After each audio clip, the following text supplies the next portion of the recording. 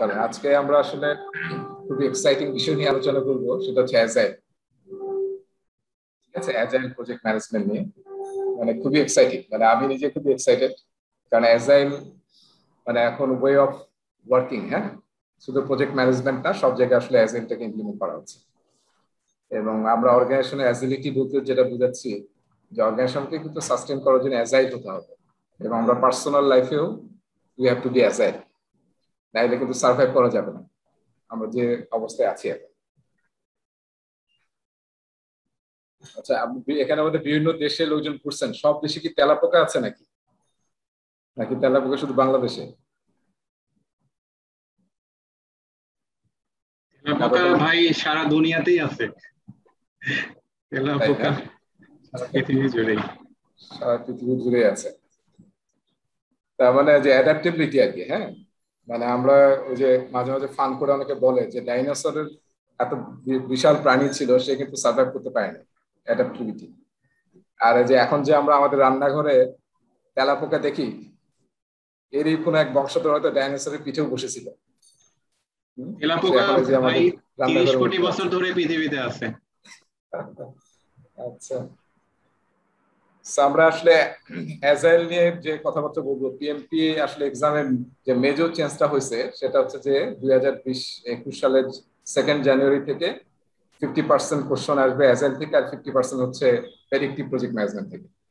তা আমরা কিন্তু অটোমেটিক মানে অলরেডি কিছু ধারণা পাইছি। আমরা যখন ওই যে লাইফ সাইকেল করেছি, তাহলে এক সাইডে ছিল আমাদের প্রেডিক্টিভ, আরেকটা সাইডে আমরা বসে অ্যাজাইল, আর মাঝখানে হচ্ছে ইটারেটিভ এবং ইনক্রিমেন্টাল।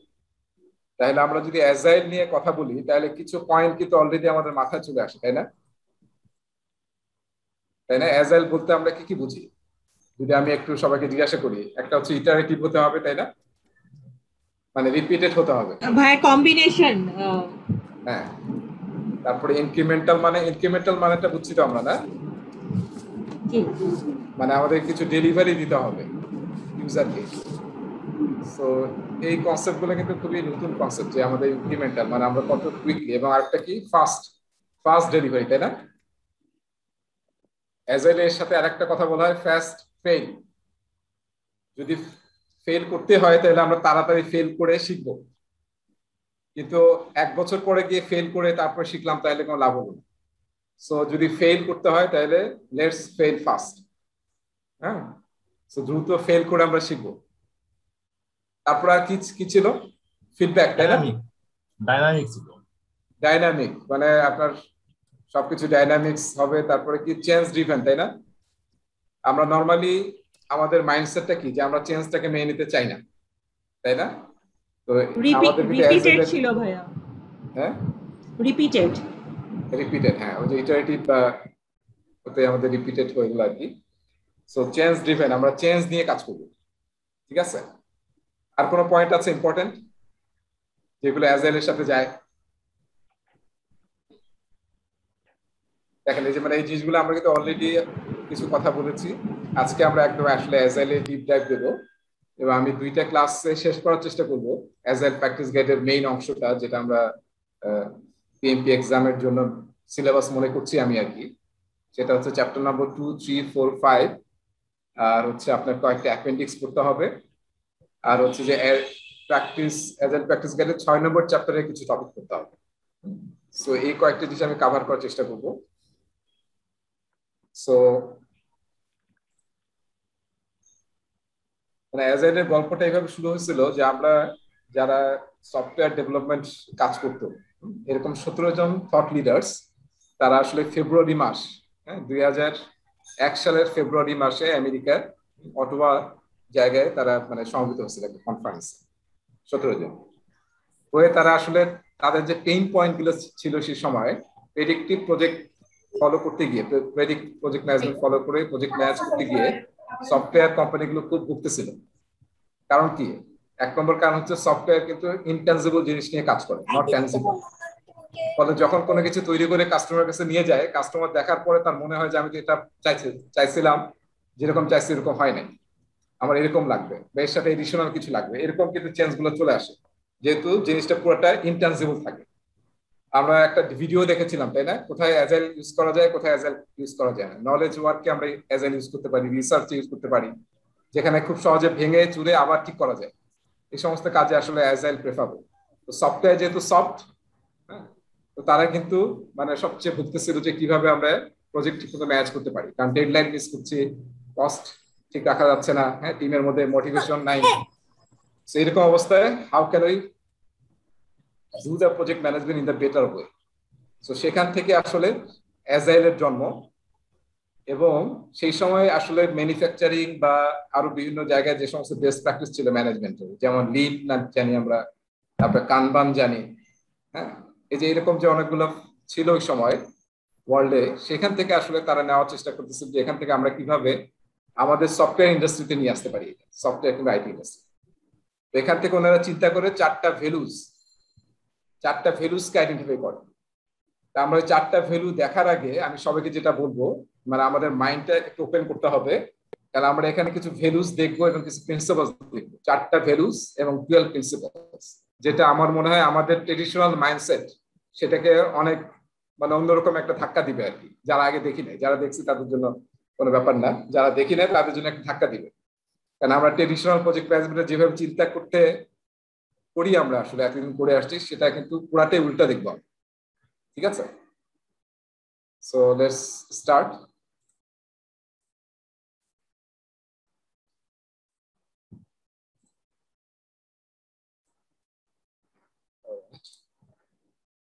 সো দেখা যাচ্ছে না black screen? an introduction to agile দেখা যাচ্ছে। আচ্ছা জি স্যার, দেখা যাচ্ছে। হ্যাঁ, এটা চ্যাপ্টার 2 হবে, আমি ভুলে চ্যাপ্টার 1 লিখেছি। আচ্ছা ঠিক আছে। ইদানিং আসলে ব্ল্যাক এর উপরে সাদাটা ভালো লাগতেছে আমার, কারণ স্লাইডে ব্ল্যাক এন্ড হোয়াইট ইউজ করতে ইচ্ছা করতেছে, রাইট? আচ্ছা দেখেন, সো ওনারা কি করে, একটা ম্যানিফেস্টো তৈরি করে। হ্যাঁ, ম্যানিফেস্টো তৈরি করে যেখানে আসলে চারটা ভ্যালুস ছিল। তো ওনারা এই প্রতিটা আমার একটু পড়া দরকার, সবারই পড়া দরকার, কারণ এটা আসলে সবচেয়ে মানে একদম basic agile.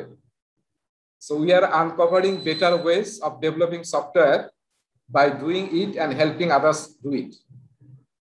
Through this work we have come to value. এইভাবে তারা চারটা ভ্যালু ডিসক্রাইব করছে। এখন ওনারা কিন্তু এটা সফটওয়্যার ইন্ডাস্ট্রির থট লিডার্স ছিলেন 17 জন, এবং ওনারা বানাইছিলেন কিন্তু তখন সফটওয়্যার মাথায় রেখে। এখন আসলে এটা এত পপুলার হয়ে গেছে, শুধু সফটওয়্যার না, আমরা দেখেছি যে প্রজেক্ট ম্যানেজমেন্টের সব জায়গায় এটা এখন ইউজ করা সম্ভব এবং ইউজ করা হচ্ছে। এবং শুধু প্রজেক্ট ম্যানেজমেন্ট না, সব জায়গায় অ্যাজাইলের কনসেপ্টগুলোকে ইউজ করা হচ্ছে, এবং সব কিছুর পিছনে এই চারটা ভ্যালুস। ঠিক আছে, তাহলে প্রথম ভ্যালুসটা আমরা একটু খেয়াল করি, একজন পড়ি আমরা। কে পড়বো প্রথম ভ্যালুসটা? আমি যাদেরকে দেখতে পাচ্ছি এখানে তাদেরকে বলি। রেজা ভাই আপনি পড়েন একটু প্রথম ভ্যালুসটা। Individuals and interactions over processes and tools. Number 2 তে আছে আচ্ছা, একটা পড়েন আপনি একটা পড়েন, individuals and interactions over process and tools. Tools, yes. এটা দিয়ে আপনি কি বুঝলেন? Individuals and interactions over process and tools, এটাতে বুঝাচ্ছি খুব মানে বোথ হয়ে আর কি। আমি সিঙ্গেল ইন্ডিভিজুয়াল বলতেছি, আবার ইন্টারঅ্যাকশন মানে আমি এক সাইডে আমি যাকে অ্যাসাইন করতেছি তার সাথে ইন্টারঅ্যাকশন হতে হবে আসলে। তারপরে ডান দিকের অংশটা, এবং আমি যে টুলগুলো ইউজ করব, যে এনভায়রনমেন্টে কাজ করব সেই এনভায়রনমেন্ট এবং যে প্রসেস ইউজ করব সেই প্রসেসটা। আচ্ছা, এখানে দেখেন আমরা একটু যে প্রত্যেকটা সেন্টেন্স দুটো একটু ইন্টারেস্টিং ভাবে লেখা, এবং আমি কিন্তু বাম সাইডটা একটা বোল্ড করে রাখছি, তাই না? Individuals and interactions over processes and tools. তারপরে একটু ট্রেডিশনাল ভাবে চিন্তা করেন, আমরা একটু অলওয়েজ প্রসেস ওরিয়েন্টেড হতে চাই, টুলস টেকনিক খুঁজে বের করে সেটা অ্যাপ্লাই করতে চাই। কিন্তু এখানে কি বলতেছে যে আমরা আসলে পিপল ফোকাস বেশি হচ্ছি, ইন্ডিভিজুয়ালস এন্ড ইন্টারঅ্যাকশনস, পিপল এবং তাদের মধ্যে ইন্টারঅ্যাকশন, এটা আমাদের main focus over processes and tools. ঠিক আছে, ইন্ডিভিজুয়ালস এবং তাদের মধ্যে একটা ইন্টারঅ্যাকশন, এটা আমাদের কাছে মেইন ফোকাস, দেন হচ্ছে প্রসেস এন্ড টুলস। অলরাইট, 2 নম্বরটা শহীদুজ্জামান আপনি বলেন 2 নম্বরটা।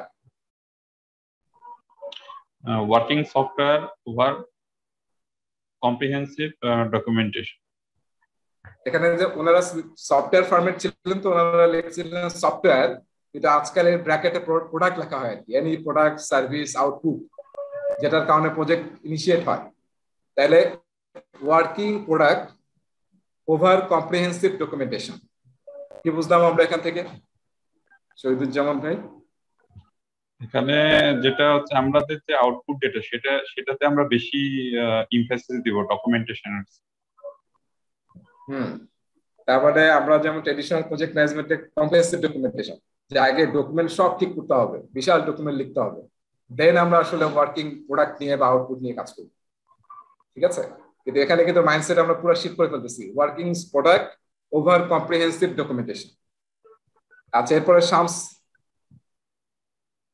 এই যে শামস স্যার আপনাকে দেখতে পাচ্ছি, থার্ড নম্বরটা কি হবে?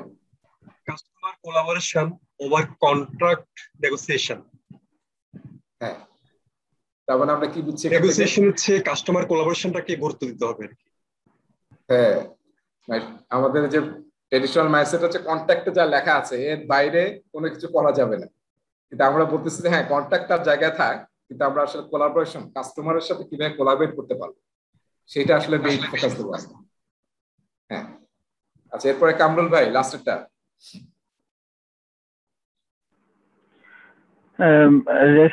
Responding to change over following a plan. So আসলে এই জিনিসটা বোঝাইতে চাইছে, আমার যেটা মনে হচ্ছে মানে যে কোনো প্ল্যানের রেসপেক্টে যখন কোনো চেঞ্জ আসবে, তো এটা অবশ্যই কাস্টমার বা ফিডব্যাক মানে টিমের ফিডব্যাকের রেসপেক্টে এই চেঞ্জটা আর কি অ্যাকোমোডেট করা, আমার কাছে এটাই মনে হচ্ছে। আচ্ছা, তার মানে আমরা আসলে প্ল্যান করেছি এবং প্ল্যানের বাইরে যাওয়া যাবে না এইরকম মাইন্ডসেট থেকে বের হয়ে এসে আমরা রেসপন্ডিং টু চেঞ্জ, মানে চেঞ্জকে আমরা ওয়েলকাম জানাবো, ঠিক আছে? আচ্ছা, এই লাস্টের সেন্টেন্সটা খুবই ইম্পর্টেন্ট, দেখেন, that is while there is value in the items on the right সাইডের আইটেম কোনগুলা, যেগুলো কিন্তু রেগুলার ফন্টে লিখছি আমি, ঠিক আছে? এই যেগুলা, ঠিক আছে?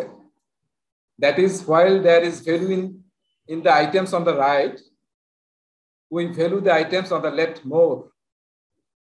That's why আমি বোল্ড করছি আর কি। হ্যাঁ, আমরা বলতেছি না যে এগুলো লাগবে না, কারণ এটা আমরা যুগ যুগ ধরে করে আসতেছি এবং এটা আসলে way of doing project management, তাই না? এগুলো লাগবেই আমাদের, কিন্তু আমরা বলতেছি ঠিক আছে এগুলো তো থাকবেই, কিন্তু আমরা আসলে বোর্ড ভ্যালুস দেবো এখন এই চারটা, বাম দিকের যে চারটা, ঠিক আছে? পিপুলকে ফোকাস করব, ওয়ার্কিং প্রোডাক্ট, কাস্টমার কোলাবোরেশন, হ্যাঁ কোলাবোরেটিভ এনভায়রনমেন্টে আমরা কাজ করব, আর আমরা চেঞ্জ ড্রিভেন যেটা আমরা বলতেছিলাম যে ওয়েলকাম চেঞ্জকে আমরা ওয়েলকাম করবো, যে আমরা প্ল্যানের বাইরে যাওয়াই যাবে না এরকম মাইন্ডসেট থেকে আমরা বের হয়ে আসবো, ঠিক আছে? সেই চারটা হচ্ছে আমাদের ভ্যালুস। কারো কোনো প্রশ্ন আছে এখানে এই ভ্যালুজ এর উপরে?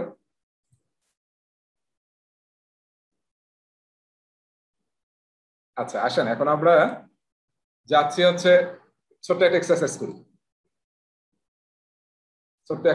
করি, দেখা যাচ্ছে অ্যাক্টিভিটি। হ্যাঁ, দেখা যাচ্ছে। আপনি একটু বলেন যে ওয়ার্কিং সফটওয়্যার ডান দিকে কোনটার সাথে মিলবে? ওই যে আমরা দেখছিলাম একটু আগে, ডানে বামে। প্রোডাক্ট হচ্ছে স্যার যেটা ছিল যে প্রসেস এবং টুলসের থেকে না, হ্যাঁ, working software over comprehensive documentation অথবা প্রসেস এন্ড টুলস, যে কোনো দুইটার একটা। আচ্ছা, আরেকজন বলবেন, আরেকজন কি হবে এটা? ওয়ার্কিং সফটওয়্যার কম্প্রিহেনসিভ ডকুমেন্টেশন, ঠিক আছে? তাহলে আমাদের ম্যাচিং হলো এটা, ঠিক আছে? Working software over comprehensive documentation. আচ্ছা, এরপরে রিয়াজ বলেন আপনি ইন্ডিভিজুয়ালস এন্ড ইন্টারঅ্যাকশনস, এটা ডান দিকে কার সাথে হবে? Process and tools. Thank you, process and tools. Okay, তারপর সাদিক বলো রেসপন্ডিং টু চেঞ্জ, এটা কি হবে, কার সাথে ম্যাচ করবে? ফলোইং এ প্ল্যান। ঠিক আছে? আর যেটা বাকি থাকলো এটা আমরা এমনি মিলাই দিতে পারছি, তাই না? Customer collaboration over contract negotiation. এরকম ম্যাচিং প্রশ্ন কিন্তু পরীক্ষা আসবে, কিন্তু এরকম সিম্পল প্রশ্ন আসবে না পরীক্ষায়, সিচুয়েশন আসবে তার উপরে ম্যাচিং দিতে আর কি। আচ্ছা, ইমরুল ইয়া হয়ে গেল। তাহলে আমরা বুঝতে পারছি না, আমি একটু যে এইভাবে কালার দিয়ে দেখাচ্ছি যে লেফট সাইডটা কিন্তু আমাদের ফোকাস হতে হবে এবং এটা আমাদের মাইন্ডসেটটাকে কিন্তু চেঞ্জ করতে হবে। ঠিক আছে, আচ্ছা এরপরে আর একটু গল্প আছে আমাদের অ্যাজাইলে, সেটা হচ্ছে যে ওনারা এই যে 4টা ভ্যালু তৈরি করার পরে ওনারা যার যার জায়গায় চলে গেছেন, কাজে আবার ইনভলভ হয়ে গেছেন, কিন্তু দেখলেন যে 4টা ভ্যালু দিয়ে আসলে খুব একটা কাজ করা যাচ্ছে না, কারণ 4টা ভ্যালু এত মানে ব্রডলি বলতেছে, হ্যাঁ খুব ডিটেল কিছু পাওয়া যাচ্ছে না এখান থেকে। তো তখন ওনারা সেই সময় আসলে এরকম চ্যাট ছিল না, আমরা যেমন হোয়াটসঅ্যাপ চ্যাট করতেছি, স্কাইপ করতেছি, ভাইবার করতেছি, হ্যাঁ নানা ধরনের টেলিগ্রাম, রাইট, তো এই সময় কিছু ছিল না, কিন্তু ওই সময় মেইল ছিল। ওনারা মেইলের মাধ্যমে কমিউনিকেট করে ওনারা এরপরে আইডেন্টিফাই করেন এই 4টা ভ্যালুর উপর বেস করে 12টা প্রিন্সিপালস, 12 অ্যাজাইল প্রিন্সিপালস। এই পেজে আমি 6টা দেখছি, নেক্সট পেজে 6টা আছে। ঠিক আছে, সবাই দেখতে পাচ্ছেন? এইটা কিন্তু ওই 4টা ভ্যালুজ এর উপরই বেস করে আরো ডিটেইল করার জন্য 12টা প্রিন্সিপালকে আইডেন্টিফাই করা হয়। ওই 17 জন এই কাজটা করে এবং অ্যাজাইলের যত কিছু দেখতেছেন প্রায় more than hundreds of frameworks আছে অ্যাজাইলের, যারা অ্যাজাইল ফলো করে, এবং তারা সবাই কিন্তু based on this 4 values and 12 principles. বুঝতে পারছি আমরা? এখন আমি সবাইকে একটা ওয়ার্ড ফাইল দিয়েছি, সবাই পাইছেন? ওয়ার্ড ফাইল একটা সবাইকে দিয়েছিলাম, আমি একটা গ্রুপ অ্যাক্টিভিটি করার জন্য আসলে ফাইলটা দিয়েছি। ওখানে দেখবেন যে 12টা প্রিন্সিপাল আছে। আমি 2টা গ্রুপে ভাগ করবো এখন, আপনারা 2টা গ্রুপে চলে যাবেন ব্রেকআউট রুমে। সবাই তো ব্রেকআউট রুম ইউজ করছেন মনে হয়, জুমে ব্রেকআউট রুম। তার মানে আপনাকে প্রম্পট হবে, আপনি খালি হ্যাঁ জয়েন করলে আপনি রুমে চলে যাবেন। সো আমি জাস্ট 2টা ভাগ করতেছি এখানে। একটা রুমে আমি কামরুল ভাইকে পাঠাবো, একটা রুমে কে আছে আমি ইয়াকে পাঠাবো, নাজমুল।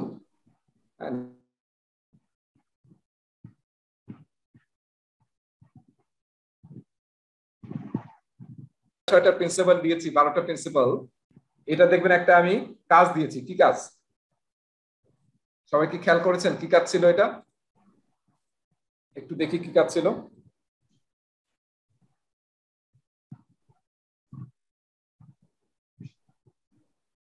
দেখা যাচ্ছে ওয়ার্ড ফাইলটা?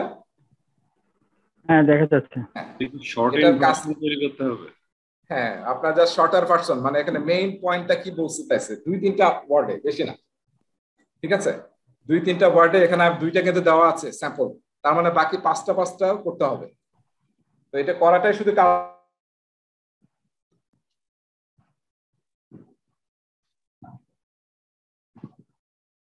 এটা আপনাদের যে 5জন যাবেন বা 6জন তাদের একজনের কাছ থেকে একজনের কাছ থেকে আমি শুনবো। তাহলে একটা কাজ হচ্ছে লেখা, একজন লিখবেন, সবাই মিলে ডিসকাস করে এবং সবাই বোঝার চেষ্টা করবেন। ঠিক আছে, যে আসলে কোন প্রিন্সিপালটা কি বলতেছে।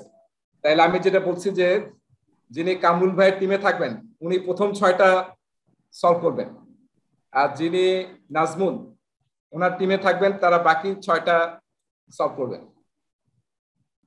ঠিক আছে, হ্যাঁ তার মানে এই যে 8 থেকে এটা, আর উপরে যে 2টা করা আছে 3 থেকে 5টা করে করবেন আর কি। এবং বোঝার চেষ্টা করবেন নিজেরা ডিসকাস করে যে আসলে কি বোঝাইতে চাইছে প্রিন্সিপালটা। আমি এখানে একটু সময় ব্যয় করছি এই কারণে, কারণ এটা আমাদের পুরো আমাদের মাইন্ডসেটের চেঞ্জের জন্য বলতেছি আর কি। আমি এখন কিন্তু সবাইকে একটু গ্রুপে পাঠিয়ে দিচ্ছি জাস্ট অল্প সময়ের জন্য। স্যার আমি তো বোধহয় কোথাও জয়েন করতে পারিনি, আমি মোবাইল। হ্যালো, নেট সমস্যা হয়েছিল মনে হয় না? আমি শিওর না, আসলে আমার মোবাইল দিয়ে জয়েন করছিলাম, তো কোনো কারণে এখনো জয়েনিং রুম 1 দেখাচ্ছে। আমার অপশন কি শেষ হয়ে গেছে না আমি এখন যেতে পারবো? না এখন কাজ শেষ হয়ে গেছে, সবাই ফেরত আসতেছে। আচ্ছা আচ্ছা, আমি বুঝলাম না, আমি এখন আবার ল্যাপটপ দিয়ে জয়েন করলাম। হ্যাঁ মানে আপনাকে কোন জায়গায় দেখলাম যে হয়ে গেছে, ডিসেবল হয়েছিল। আচ্ছা, তো সবাই ফিরে আসছি না? তুই একজনকে হারিয়ে গেল নাকি? না আমি আসছি ভাইয়া, ব্যাক। রাইট,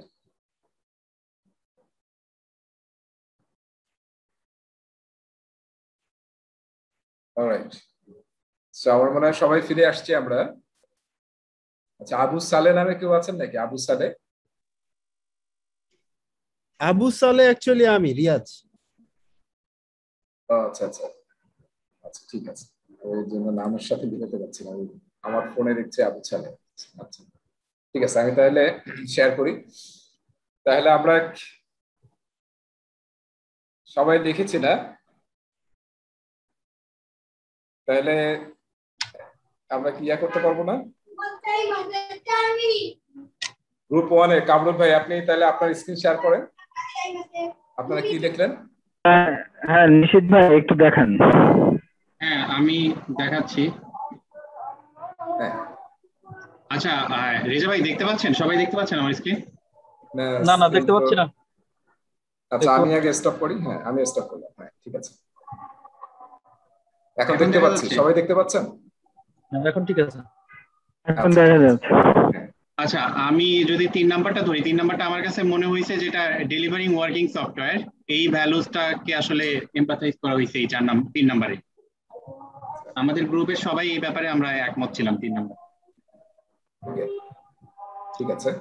আচ্ছা 4 নাম্বারে যেটা হয়েছে, 4 নাম্বারে বলছে business people and developers must work together daily throughout the project. তো এটা আমার কাছে যে ভ্যালুসটা মনে হয়েছে ইন্ডিভিজুয়াল এন্ড ইন্টারাকশন। এইখানে আমাদের একটু কনফিউশন ছিল, যেমন কামরুল ভাই বলছে এটা working software over the comprehensive document, এটা তার কাছে এটা মনে হয়েছে। আমি নোট রেখে দিচ্ছি এই জন্য যে যদি ডিসকাস করা হয়, আমাদের যদি কারো কনফিউশন থাকে আর কি। আমার কাছে এটা মনে হয়েছে যে এটা আসলে interaction among peoples and individuals. ওইখানে আপনার ইসরাত আপা যেটা বলছেন, ইসরাত আপা বোধহয় বলেছিলেন কাস্টমার কোলাবোরেশন। হ্যাঁ কাস্টমার কোলাবোরেশন। এই 4 নাম্বার পয়েন্ট নিয়ে আমাদের কনফিউশন আছে ভালো। 5 নাম্বার পয়েন্টে আমাদের যেটা পড়ে মনে হয়েছে যেটা ইন্ডিভিজুয়ালস এন্ড ইন্টারাকশন হবে, মানে এই ভ্যালুটাকে এমফাসাইজ করা হয়েছে এই জায়গায়।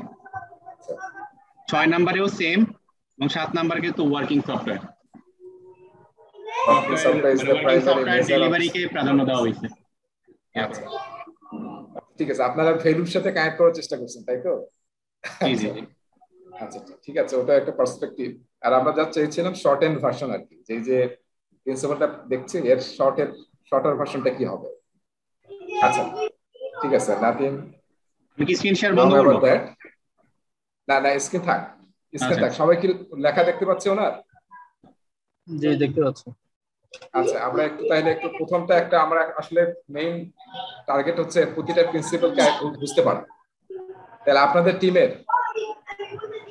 বিশেষদের টিমের যারা ছিলেন সবাই কি প্রতিটা প্রিন্সিপাল বুঝতে পারছেন, না কোনো প্রিন্সিপাল নিয়ে কনফিউশন আছে? এই যে প্রিন্সিপাল গুলো, 7টা প্রিন্সিপাল,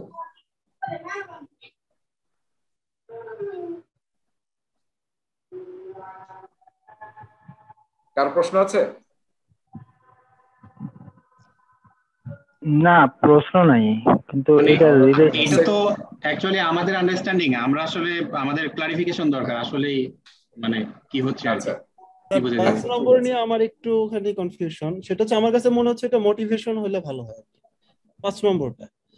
5 নম্বর জি আচ্ছা দেখেন, আমাদের তাহলে আমরা প্রতিটা একটু ব্যাখ্যা করি, না হলে আসলে আমরা একটু ব্যাখ্যা করি।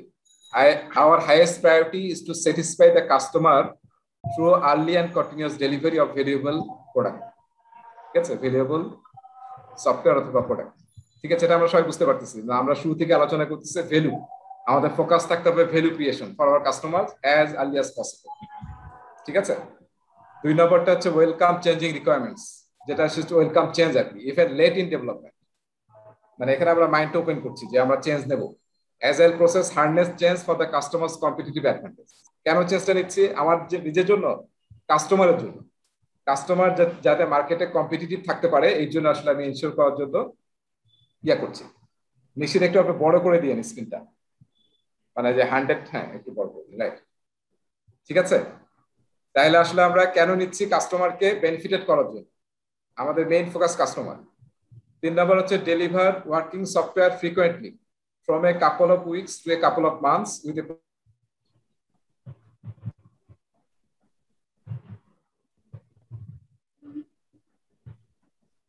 যাতে ডেলিভারি দিতে পারি।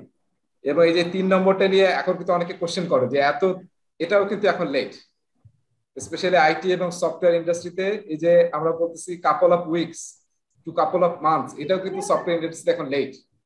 তার মানে এখন কিন্তু আমরা যারা ফেসবুক গুগল ইউজ করতেছে এরা কি করতেছে, এরা কিন্তু নতুন নতুন ফিচার আপডেট হচ্ছে উইদিন সেকেন্ডস, উইদিন মিলি সেকেন্ডস, আমরা কিন্তু টেরও পাচ্ছি না, রাইট? সো এটা কিন্তু তখন বলছিল যে উইকলি বা মান্থলি, কিন্তু এখন কিন্তু এমন ভাবে আমাদের ডেলিভারি হচ্ছে যেটা আমরা বুঝতে পারতেছি, তার মধ্যে ডেলিভারি হয়ে যাচ্ছে। আচ্ছা, 4 নম্বরটা আসলে একদম কোলাবোরেশন নিয়ে কথা বলা হয়েছে। Business people and developers must work together daily throughout the project. এটা আমরা যদি ট্রেডিশনাল একটু চিন্তা করি, আমরা কাজ নিয়ে আসার পরে আর কাস্টমারের সাথে কোনো যোগাযোগ নাই, আবার 6 মাস বা 1 বছর পরে ডেলিভারি নিয়ে কাস্টমারকে দেখা যাচ্ছে, এই যে বিশাল একটা গ্যাপ তৈরি হচ্ছে। কিন্তু আমরা এখানে কি চাচ্ছি, যে যাতে প্রতিদিনই কাস্টমার এবং প্রজেক্ট টিম তারা যাতে ইন্টারেক্টিভ ভাবে কাজ করতে পারে, কোনো কোশ্চেন কোনো কনফিউশন যাতে আমরা কোলাবোরেটলি কাজ করে সেটাকে সলভ করতে পারি। আর 5 নম্বরটা হচ্ছে build projects around motivated individuals, give them environment and support they need and trust them to get the job done. এখানে কি বুঝলাম, একটা হচ্ছে মোটিভেশন খুবই ইম্পর্টেন্ট। হ্যাঁ, ওই আপনার যে ইয়ার কথা আছে যে পিটার ড্রাকারের নাম শুনছি আমরা নিশ্চয়ই, ম্যানেজমেন্ট গুরু যাকে বলা হয় পিটার ড্রাকার, ওনার একটা কথা আছে যে ব্রেকফাস্ট, ওটা এই মুহূর্তে মাথায় আসছে না, শুনতে পারলাম না, স্কিপ করলো কথাটা। স্কিপ মানে আমারই মনে আসতেছে না, ফলে আমি স্কিপ করলাম আর কি, পরে বলবো আমি। আচ্ছা, তাহলে এখানে মেইন হচ্ছে যে আমাদের যাতে কোলাবোরেশনটা হয়। 5 নম্বরটা বলতেছিলাম মোটিভেশন, টিম মোটিভেটেড থাকতে হবে। যদি টিম আসলে কাজ করবে কে প্রজেক্টে, পিপল, তাই না? আর পিপল যদি মোটিভেটেড না থাকে তাহলে কিন্তু কাজ করা যাবে না। এই জন্য অ্যাজাইলে মানে হ্যাপিনেস ম্যাট্রিক্স নামে একটা মেজারমেন্ট ইউজ করা হয়।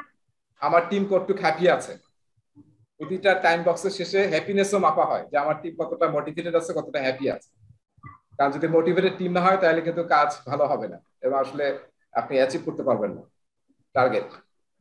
আচ্ছা, 6 নম্বরটা হচ্ছে the most efficient and effective method of conveying information to and within a development team is face to face conversation. এখানে মেইন হচ্ছে কিন্তু ফেস টু ফেস কনভারসেশন, এটা তো আমরা সবাই বুঝি, তাই না?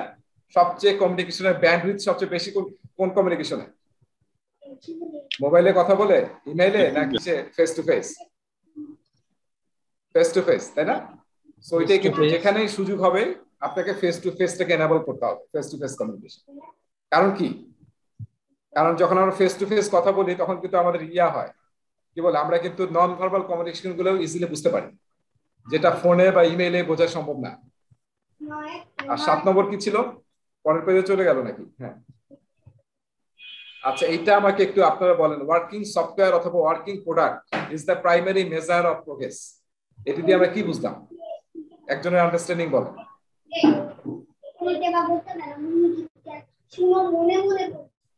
ইমরুল হাসান, আপনি বলেন। Working software is the primary measure of progress মানে কি?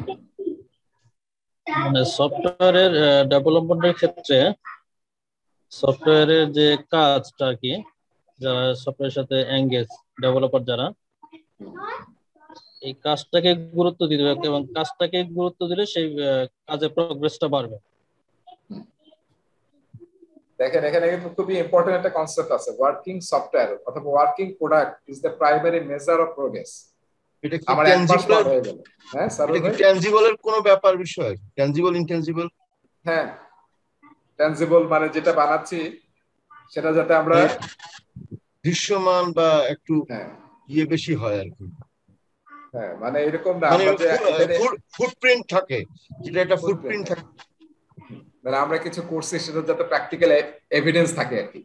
এরকম না হয় যে আমরা 6 মাস পর একটা রিপোর্ট দেখালাম ম্যানেজমেন্টকে যে আমরা একটু প্রোগ্রেস করছি, কিন্তু ফিজিক্যালি কিছুই হয় না, ট্যানজিবল কিছু হয় না। ভাই, ব্যাপারটা কি এরকম যে আমার যে প্রোডাক্টটা আমি ডেলিভার করব এটা যাতে ওয়ার্কিং হয়, যদি এটা ওয়ার্কিং প্রোডাক্ট না হয় তাহলে আসলে আমি প্রোগ্রেস মেজার করতে পারতেছি না।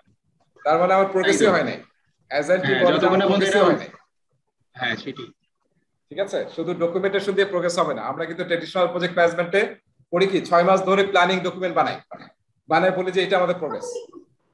সো অ্যাজাইল কিন্তু আমরা বলতেছি ইমপ্লিমেন্ট, কত কুইকলি আমরা কিছু ফিজিক্যাল জিনিস তৈরি করি, হ্যাঁ, ট্যানজিবল জিনিস তৈরি করি।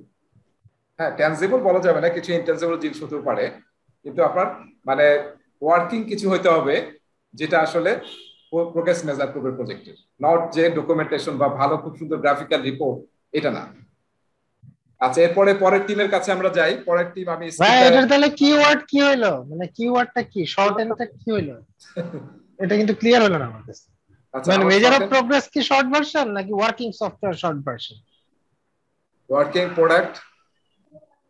প্রোডাক্ট এখানে মেইন কিওয়ার্ড হচ্ছে এটা শর্ট ভার্সন হচ্ছে ওয়ার্কিং প্রোডাক্ট। আচ্ছা, হ্যাঁ, কারণ মেজার অনেকভাবে করা যেতে পারে প্রোগ্রেসের, কিন্তু আসলে আমি চাচ্ছি যাতে ওয়ার্কেবল কিছু থাকে, ইনক্রিমেন্ট কিছু থাকে। আচ্ছা, এরপরে নেক্সট টিম সাদিক মনে হয় লিখছিল না, কে শেয়ার করতেছে? শুভ ভাই বলেন, শুভ ভাই লিখছেন মনে হয় 8 নম্বর। হ্যাঁ, আমরা 7 নাম্বার ওয়ার্কিং সফটওয়্যার লিখছিলাম, এটা তো আগেরটার সাথে ম্যাচ করে গেছে। 8 নম্বরে কিওয়ার্ড নিয়ে আসলে আমরা একটু কনফিউজড, এখানে সাস্টেইনেবল ডেভেলপমেন্ট হবে নাকি কনস্ট্যান্ট পেস হবে, দুইটাই অবলিক দিয়ে লিখে রাখছি। আচ্ছা, এটা আসলে আমরা অ্যাজাইলের শব্দটা ইউজ করা হয় ক্যাডেন্স শব্দটা, আমরা অনেকবার পড়বো অ্যাজাইল প্র্যাকটিস গাইডে, আমিও বলবো ক্যাডেন্স অফ ডেলিভারি। ক্যাডেন্স মানে কি? CADENC, কারো ক্যাডেন্স মানে কি? CADENCE,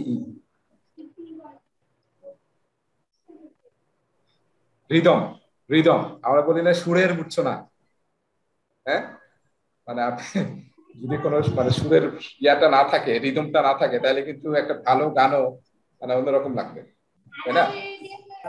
আমরা যে ডেলিভারি দেবো সেটা যে সাস্টেনেবল পেসে হয়, আর এরকম না যে একবার বিশাল ডেলিভারি দিলাম আবার 6 মাস কোনো দেখা নেই। এটা আমাদের ওই যে ইয়ার মতো আর কি, যে যারা আসলে আমরা কি বলে এটাকে, এই সবাই জানে যে ডক্টর জাহাঙ্গীর কবির আর কি, যে আমাদের স্বাস্থ্য কমাইতে হবে, চর্বি কমাইতে হবে, তাইলে আমরা এখন কি ডায়েটে চলে গেলাম, কিটো ডায়েট। কিন্তু কি অবস্থা হলো, দেখা গেল 2 সপ্তাহ খুব ডায়েটিং করলাম, পরের সপ্তাহে এমন খাওয়া খাইলাম যে আমার আগের চেয়ে খারাপ অবস্থা হয়ে গেল। সো সাস্টেনেবল যদি কোনো পেস না থাকে, তাহলে আপনার শরীরও যেমন ঠিক করার সম্ভবটা, মানে প্রজেক্টের ডেলিভারিটাও মানে ওইরকম মানে সুনিশ্চিত হবে না আর কি। তা আমরা চাচ্ছি যে সাস্টেনেবল যে ডেলিভারি হয়, ঠিক আছে, যেটাকে আমরা বলতেছি ক্যাডেন্স অফ ডেলিভারি। আচ্ছা, তারপরে হচ্ছে কাস্টমার কোলাবোরেশন। আমাদের হিসেবে এখানে আসলে আমাদের টেকনিক্যাল এক্সেলেন্সটা and good design enhance agility. আপনি যদি অ্যাজাইল হতে চান, তাহলে কিন্তু আপনার যদি মানে ডিজাইন এবং টেকনিক্যাল, মানে যে কোনো কিছু টেকনিক্যাল, এটা শুধু সফটওয়্যারের টেকনিক্যাল না, যে কোনো প্রজেক্টেরই টেকনিক্যাল পার্টটা যদি খুব স্ট্রং না হয়, তাহলে কিন্তু আপনি প্রতিটা জায়গায় রিস্কের মধ্যে পড়বেন, কোয়ালিটি ইস্যু আসবে, রিওয়ার্ক করতে হবে, হ্যাঁ, প্রতিটা স্টেপে আপনাকে কিন্তু ধাক্কা খেতে হবে। সেই জন্য বলা হচ্ছে যে টেকনিক্যাল এক্সেলেন্সটা আমাদেরকে এনশিওর করতে হবে, না হলে কিন্তু অ্যাজিলিটি পাওয়া যাবে। ঠিক আছে, তার মানে কি, এটা আমরা একটা দেখবো, এটা আমরা হচ্ছে যে আমরা যে কন্টিনিউয়াস ইমপ্রুভমেন্ট একটা আছে না, যে আমাদেরকে আসলে কন্টিনিউয়াসলি ইমপ্রুভমেন্টের মধ্যে থাকতে হবে, যদি এটার একটা পয়েন্ট নিচে আছে। আচ্ছা, এরপরে 10 নম্বরটা বলেন, এটার এক্সপ্লানেশন কার কাছে শুনতে চাই, এটা কি এক্সপ্লানেশনটা কি? এটা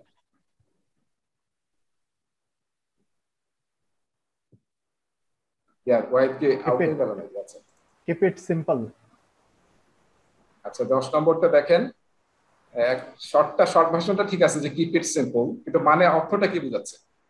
simplicity, the art of maximising the amount of work not done is essential. এটার কে ব্যাখ্যা দিবেন? এটা হচ্ছে যে আপনার কি করা হয় নাই, এটা যেন খুব সিম্পলি বোঝা যায়। অনেক সময় দেখা যায় আমরা এত কমপ্লেক্স করে ফেলি, কাস্টমার আসলে বুঝতে পারে না যে কতটুকু কাজ হয়েছে, কতটুকু কাজ বাকি আছে। আচ্ছা, ওকে। আর কোন ব্যাখ্যা? এটা কিন্তু খুবই একটা ইম্পর্টেন্ট জিনিস, সিম্পলিসিটি। মানে simple things are easy to explain, or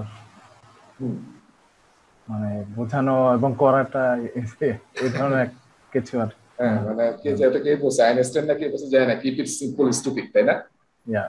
তুমি যেটা আরেকজনকে বুঝাতে পারো না, সেটা আসলে তুমি নিজেও ঠিক মতো বোঝো না, সেটা নিজেও তুমি বোঝো। মানে এটা কি ভাই কম কাজে যাতে বেশি, মানে কম এফোর্টে বেশি কাজ করা যায়, এরকম কিছু না? এটার মেইন ফোকাসটা কিন্তু অন্য জায়গায়। আমি দেখেন ব্লু কালারে লিখে রাখছি, দেখেন, what work can be avoided in order to focus on high priority items. Very important understanding. ঠিক আছে, আমরা কিন্তু দেখবেন সব আমরা যখন লিস্ট করি, তাই না? কোন আমরা যখন কাজের লিস্ট করি, এই লিস্ট 1 2 3 এভাবে লিস্ট কিন্তু ভরাই ফেলি, কিন্তু আমার তো কোন কাজগুলো সবচেয়ে টপ প্রায়োরিটি দেখা যাবে 2-3টা কাজ, আর বাকিগুলো কিন্তু আননেসেসারি কাজ করতেছি। সারাদিনে যদি কাজের কথা চিন্তা করে, একবার আধা ঘন্টা ধরে ফেসবুকে যাচ্ছি, আধা ঘন্টা মেইল চেক করতেছি, হ্যাঁ এমনি করতেছি, কোনো হালকা কাজ করতেছি, কোনো ইম্পর্টেন্ট কাজগুলো করতেছি না। এবং আমাদের একটা টেন্ডেন্সি আছে দেখবেন, যেটা সবচেয়ে ইম্পর্টেন্ট সেই কাজগুলো আমরা, যেহেতু ওটা করতে সবচেয়ে কষ্ট হবে, সবচেয়ে এফোর্ট হবে, আমরা এটাতে ফোকাস পরে দিই। এটা হয়তো 20% কাজ, আর বাকি হচ্ছে 80% যেটা আসলে কম গুরুত্বপূর্ণ কাজ, আমরা এইটাতে ফোকাস হই, এটাতে দেখা যাচ্ছে কাজেই হাত দিচ্ছে না।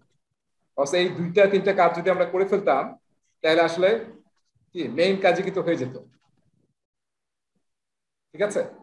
সো যেখানে অ্যাজাইলে কিন্তু সাংঘাতিক একটা বিষয় আছে, সব জায়গায় দেখবেন, সেটা হচ্ছে যে প্রায়োরিটাইজ করতে হবে যে আমার কোন কাজগুলো এখন টপ প্রায়োরিটি, আমার কাস্টমারের জন্য টপ ভ্যালু, আমার বিজনেসের জন্য সবচেয়ে বেশি ভ্যালু ক্রিয়েট করবে, সবচেয়ে ক্রিটিক্যাল, সেই কাজগুলো আমরা আগে করবো। আননেসেসারি নানা কাজ করে করবো না। আমি এখানে একটা আপনাদের ইয়া দিই যে আমরা মাইক্রোসফট ওয়ার্ড সবাই পারি না? মাইক্রোসফট ওয়ার্ড সবাই পারি? ওয়ার্ড, এক্সেল, পাওয়ার পয়েন্ট সবাই পারি আমরা? জি ভাইয়া। আচ্ছা এখন বলেন, ওয়ার্ডে তো মানে থাউজেন্ডস অফ ফিচার আছে, আমরা কি সবাই জানি থাউজেন্ডস অফ ফিচার? না ভাইয়া, যতটুকু কাজে লাগে ততটুকু। হ্যাঁ, তো দেখবেন যে এটা মানে সার্ভেতে দেখা গেছে যে একটা মাইক্রোসফট ওয়ার্ডে 100% যে ফিচারস আছে, তার মধ্যে কেউ বলতে পারবেন কত পার্সেন্ট আসলে ফ্রিকোয়েন্টলি ইউজ হয়? 100% এর মধ্যে ফ্রিকোয়েন্টলি পুরো ওয়ার্ল্ডে কত পার্সেন্ট ইউজ হয় ফিচার? 10%। হ্যাঁ, 10% এর নিচে হতে পারে। 10% এর নিচে। অলরাইট, আর কারো কোনো ধারণা আছে? হাজার হাজার ফিচার, কত পার্সেন্ট ইউজ হয় আসলে? 2%। 2%। আচ্ছা, সেমলি আসলে মেইন ইউজ হয় 20% এর মতো, কিন্তু একদম কোর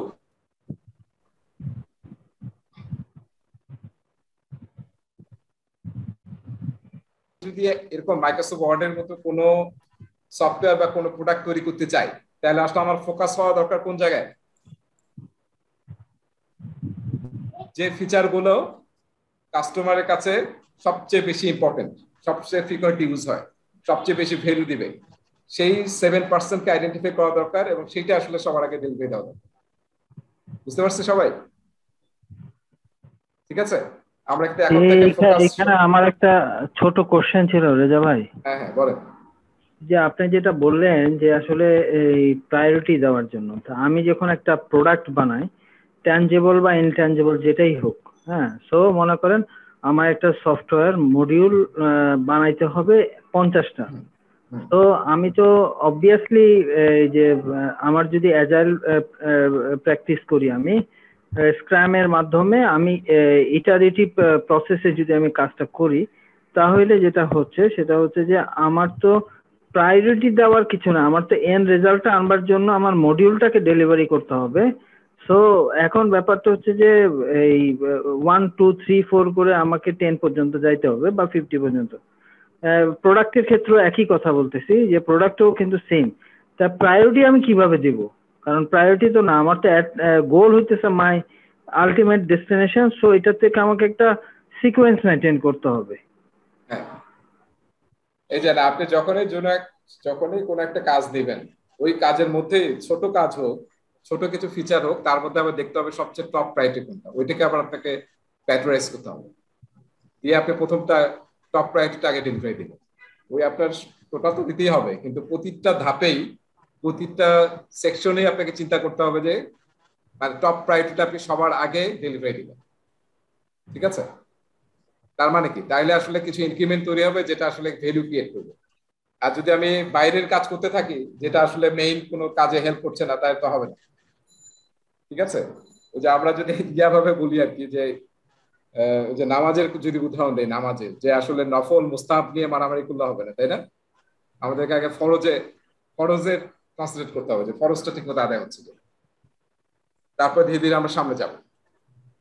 আচ্ছা 11 নম্বর, the best architecture requirements and designs emerge from self-organizing team. এই যে এখানে কিন্তু একটা বিশাল বিষয় যে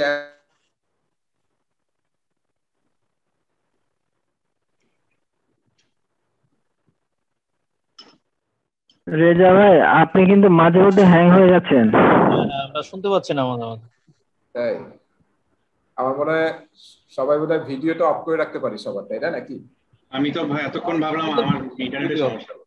আমি ভাবছি আমার সমস্যা। কার সমস্যা সেটা বলা যাচ্ছে না, কারণ না রেজা ভাই আপনার সমস্যা, আমার অন্যটা ক্লিয়ার আছে।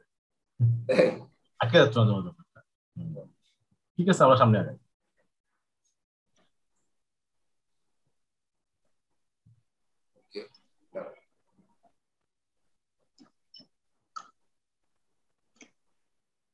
আমি বোধহয় সবাইকে ব্লক করে রাখতে হবে পাশে।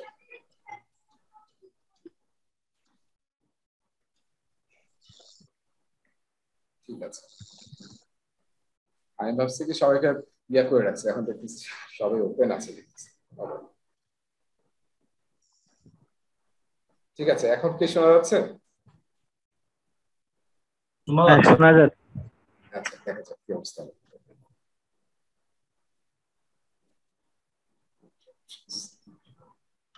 আচ্ছা, সেলফ অর্গানাইজিং টিম, এটা মানেটা কি? Self organizing team motivated team, যারা নিজে নিজে কাজ করে। হ্যাঁ, যারা নিজেরা কাজ করবে আর কি, কাউকে বলতে হবে না যে তুমি এটা করো। ঠিক আছে, এবং নিজেরা, আমরা যেটাকে বাংলাদেশে বলি এম্পাওয়ারমেন্ট, হ্যাঁ, এম্পাওয়ারিং ইউ। সো এম্পাওয়ার করা আর কি, এবং ট্রাস্ট করা যে আমার টিমকে যে এম্পাওয়ার করতেছি শুধু এম্পাওয়ার করলে হবে না, অন্য একটা জায়গা আছে টিমকে ট্রাস্ট করা যে আমি তাদেরকে এম্পাওয়ার করলাম এবং সেটার উপর ট্রাস্টও করা যে তারা আসলে ডেলিভারি দিতে পারবে। ইসরাত কিছু বলতেছিলেন? ওইটাই বলছিলাম ভাইয়া, যে সেলফ অর্গানাইজিং টিম মানে হচ্ছে তাদের নিজস্ব যে ইয়ে হিসেবে যে একটা টিম সেট করা আছে প্রজেক্টটা কমপ্লিট করার জন্য। আচ্ছা, এরপর আসেন, at regular intervals the team reflects on how to become more effective, then tunes and adjusts its behavior accordingly. এটা কি লিখছিলাম? ওয়াহিদ কি লিখছিলাম? সাদিক আসো না? নাই আসিফ, হ্যাঁ এটাতে আমরা লিখছিলাম হচ্ছে, এটাতে একটু কনফিউশন ছিল, টিম রিফ্লেকশন আর একটা হচ্ছে রেসপন্ডিং টু চেঞ্জ, দুইটার যে কোনো একটা। আচ্ছা, এটা আসলে মেইনলি হচ্ছে কন্টিনিউয়াস ইমপ্রুভমেন্ট। হ্যাঁ, এটা তো আমরা বুঝতেছি না। দ্য টিম রিফ্লেক্স মানে কি? The team reflects on how to become more effective. Reflex মানে পিছন ফিরে দেখা, তাই না? যে আমরা কি করে আসলাম, লাস্ট যে 1 মাস কাজ করলাম, আমরা নিজেদের ইয়া থেকে শিখে আরো ভালোভাবে কাজ করা, এটা কিছু। রাইট, এটাকে আমরা ট্রেডিশনাল প্রজেক্ট ম্যানেজমেন্ট বলি লেসন লার্ন। হ্যাঁ, আমরা লাস্ট সাইকেলে বা টাইম বক্সে যে কাজগুলো করলাম, যে প্রসিডিউরগুলো ফলো করলাম বা অ্যাক্টিভিটি গুলো করলাম, ওটা কিভাবে আরো বেশি ইফেক্টিভ করা যায়, কি কি খারাপ হচ্ছে এবং ভালো করার কি কি চান্স আছে, সেটাকে আইডেন্টিফাই করা এবং সেইভাবে টিউন করা এবং অ্যাডজাস্ট করা। এটিকে আরেকটু সংক্ষেপে এইভাবে বলা যায় আই এবং এ, ইন্সপেক্ট অ্যান্ড অ্যাডাপ্ট করা। পিছন ফিরে দেখা যে আমি কিরকম করছি সেটা ইন্সপেক্ট করা এবং ফিউচারে সেটাকে অ্যাডাপ্ট করা। ঠিক আছে, সেইটা হচ্ছে আমাদের লাস্টের পয়েন্টটা, লাস্টের প্রিন্সিপলটা। আচ্ছা, কারো কোনো প্রশ্ন আছে কিনা নেক্সট স্লাইডে যাওয়ার আগে? রেজা ভাই বলেন। ভাই এই যে 4 নাম্বার পয়েন্টে বিজনেস পিপল বলতে আসলে কাদের বোঝাইছে? বিজনেস পিপল, হ্যাঁ 4 নম্বর যেটা ছিল বিজনেস পিপল মানে আসলে কাস্টমার হতে পারে, বা যদি আমার ডিপার্টমেন্টের ইন্টারনাল কোনো প্রজেক্ট হয় তাহলে অন্য বিজনেস ডিপার্টমেন্ট গুলো হতে পারে। মেইনলি কাস্টমার, স্টেক হোল্ডার আর কি, যাদের জন্য আমরা কাজটা করতেছি, প্রোডাক্ট তৈরি করছি। তাদের মধ্যে কমিউনিকেশনটা একদম খুব করতে হবে, ডেইলি করতে হবে। ডেইলি যদি করা যায়, ইভেন অ্যাজাইল টিম প্রেফার করে যে কাস্টমারের রিপ্রেজেন্টেটিভ যাতে তার টিমের সাথে ডাইরেক্টলি কাজ করে একই জায়গায় বসে, এটা অনেক টিম প্রেফার করে। আচ্ছা, তাহলে দেখেন এখানে ছবিটা দেখা যাচ্ছে আহমেদ সিদ্দিকী, ওনার একটা আর্টিকেল থেকে ছবিটা নেওয়া হয়েছে, অ্যাজাইল প্র্যাকটিস গাইডে আছে। এই যে আমরা এতক্ষণ কি দেখলাম, 4টা ভ্যালু এবং 12টা প্রিন্সিপাল। হ্যাঁ 4 ভ্যালুস 12 প্রিন্সিপাল, ছবিটা একটু খেয়াল করেন। এই যে 4 ভ্যালুস এবং 12 প্রিন্সিপালস এর উপর বেস করে আমি বলছিলাম যে মার্কেটে প্রায় 100+ বিভিন্ন অ্যাজাইলের ফ্রেমওয়ার্ক আছে প্রজেক্ট ম্যানেজমেন্টের, যেটা ইউজ করা হচ্ছে। এই যে এগুলো ছোট ছোট গুলো হচ্ছে হান্ড্রেডস অফ। কিন্তু দেখেন এই 4টা ভ্যালু এবং 12টা প্রিন্সিপালের উদ্দেশ্য হচ্ছে আমাদের মাইন্ডসেট ঠিক করা। ঠিক আছে, আমাদের মাইন্ডসেটকে ঠিক করতে হবে। এই যে পরের পেজে আমি দেখাচ্ছি, এখানে একটা সুন্দর কথা বলা আছে, এটা আমি একটু বড় করে দেখাচ্ছি। যেটা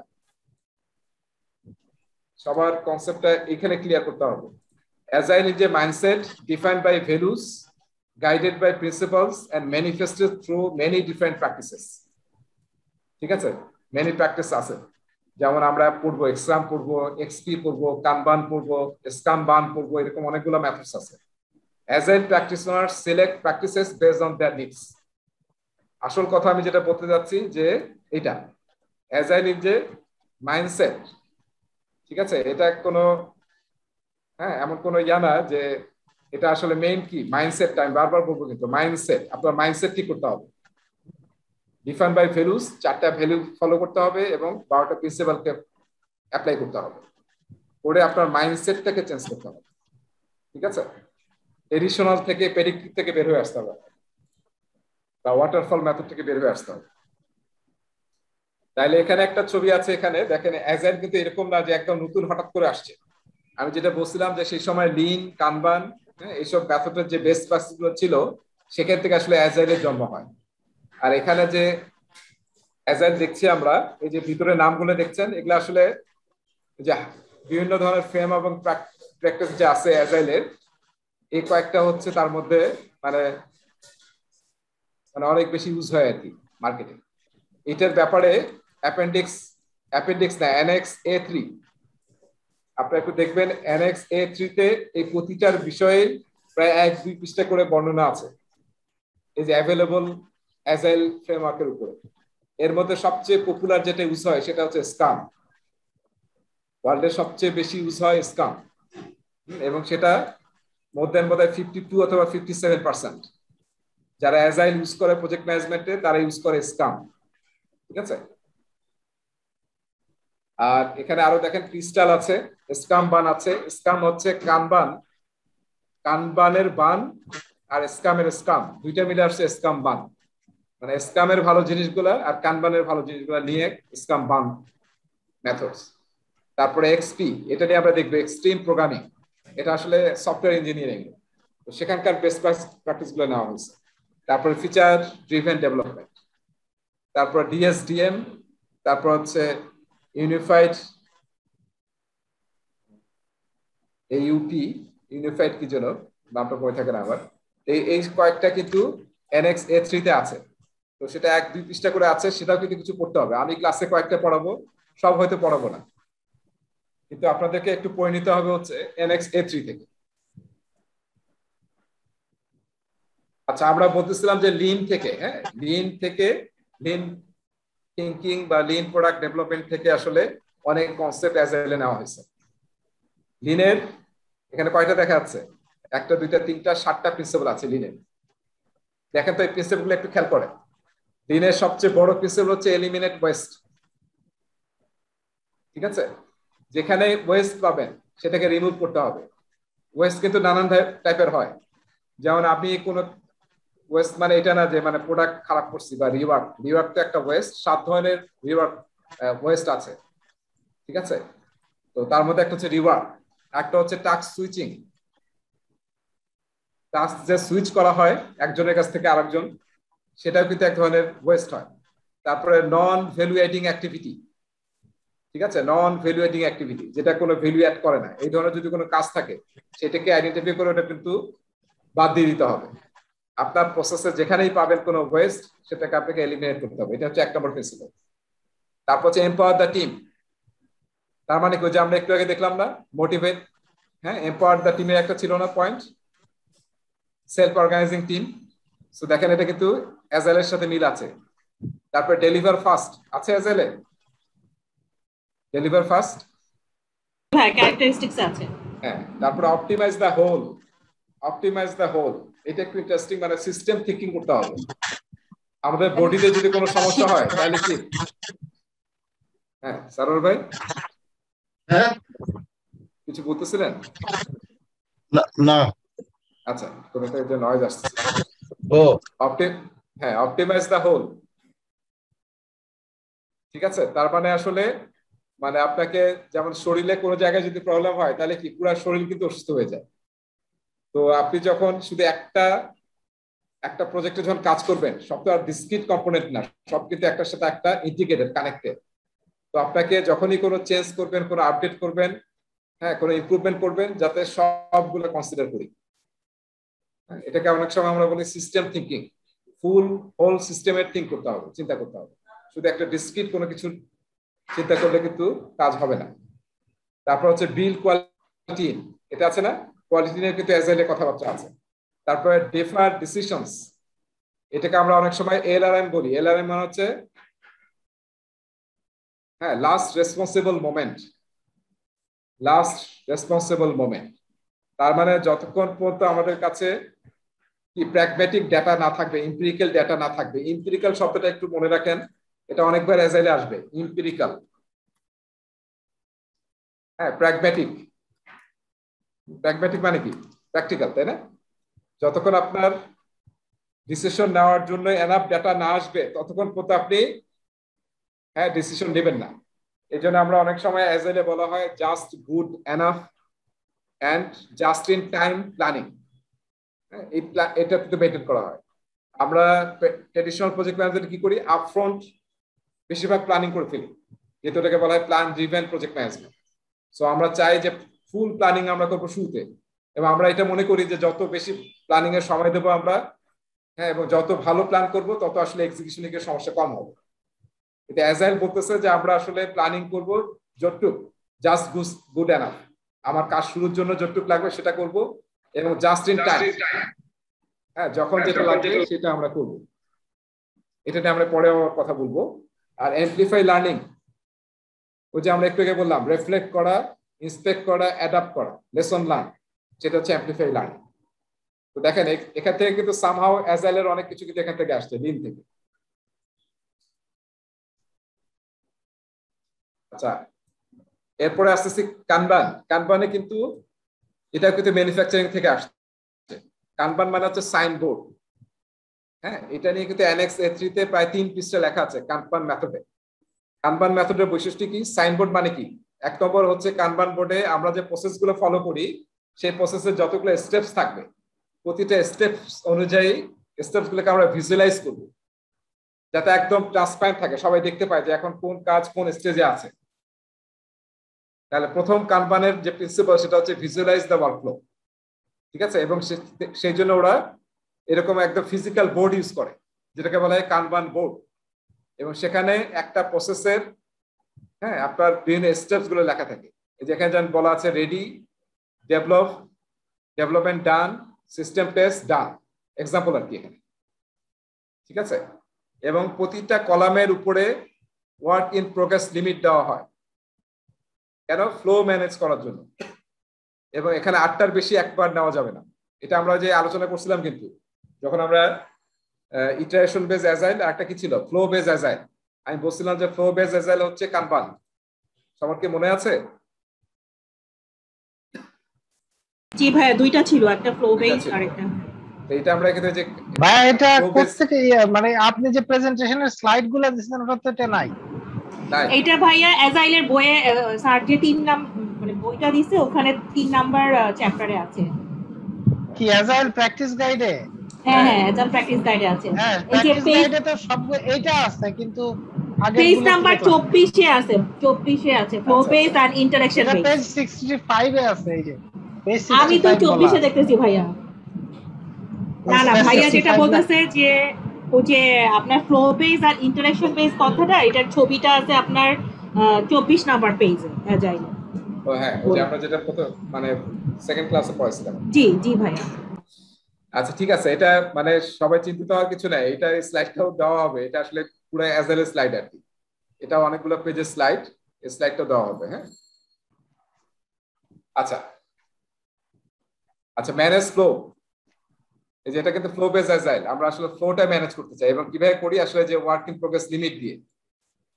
যখন আমরা লিমিটেড করি তখন কি হয়, আমরা কিন্তু একটা কথা বলছিলাম, ফোকাস ওয়ান টাস্ক এট এ টাইম, এবং ব্যাক সাইড যখন ছোট করা হয় তখন কিন্তু আমাদের স্পিড বেড়ে যায়। ঠিক আছে, এবং এটা কিন্তু ফিক্স না যে 8টাই থাকবে, 3টা। এটা কিন্তু আমার ফ্লো কিরকম ইমপ্রুভ করতেছে, থ্রুপুটটি আমরা কথা বলছিলাম যে একটা সময়ের মধ্যে কি পরিমাণ ডেলিভারি দিতে পারবো সেটাকে আমরা থ্রুপুট বলি। সো কি পরিমাণ থ্রুপুট হচ্ছে সেটার উপর বেস করে আমরা ফ্লোটার এই যে ওয়ার্ক ইন প্রোগ্রেস লিমিটটা চেঞ্জ করে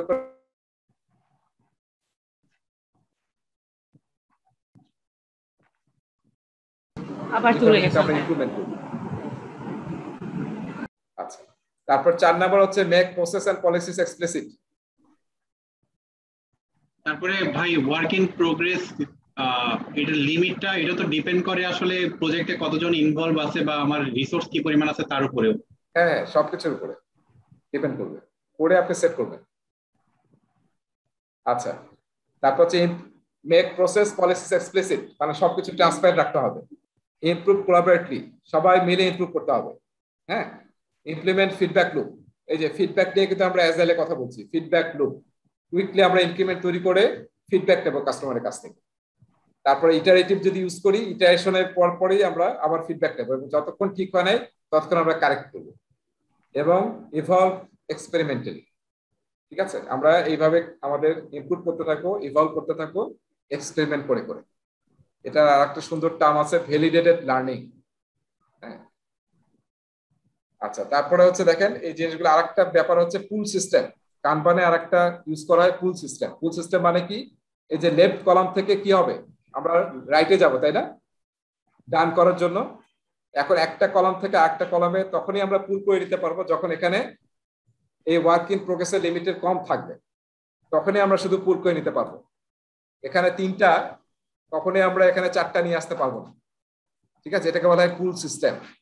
লেফট কলাম থেকে রাইট কলামে আমাদেরকে পুল করে নিয়ে আসতে হবে, এবং পুল কখন করতে পারবো, যখন আমার এখানে ক্যাপাসিটিটা ব্ল্যাঙ্ক থাকবে। আচ্ছা, আর এখানে কিন্তু 3টা ডেফিনেশন আছে, একটু খেয়াল করেন ছবিটাতে। আমি আগেও বলেছিলাম যে আসলে একটা হচ্ছে লিড টাইম, সাইকেল টাইম এবং থ্রুপুট। লিড টাইম কোনটা? লিড টাইম হচ্ছে কাস্টমারের রিকোয়েস্ট থেকে শুরু করে ডেলিভারি রেডি হওয়া পর্যন্ত, ডেলিভার টু কাস্টমার, কাস্টমারের রিকোয়েস্ট থেকে কাস্টমারকে ডেলিভারি দেওয়া পর্যন্ত।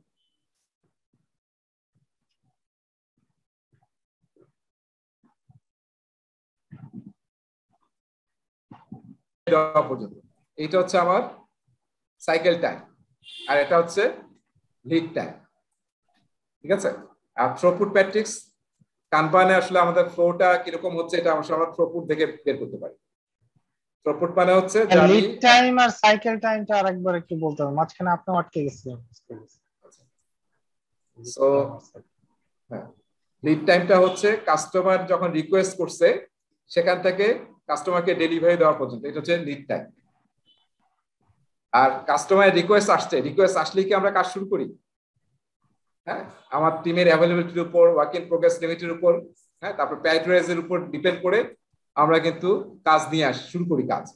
তা আমার টিম যখন কাজ শুরু করবে সেখান থেকে কাস্টমারকে ডেলিভারি দেওয়া পর্যন্ত,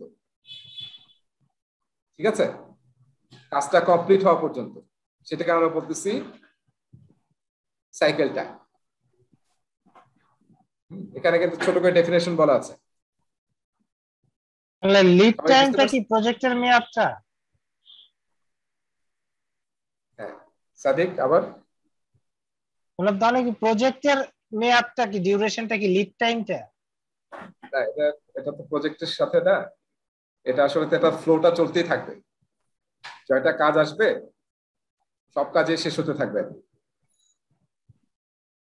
হ্যাঁ, মানে ফুল প্রজেক্টের সাথে এটা সম্পর্ক না, এটা হচ্ছে এক প্রসেসের সাথে সম্পর্ক। কানবানটা ইউজ করাই হয় কিন্তু আসলে প্রসেস ইমপ্রুভমেন্টের জন্য।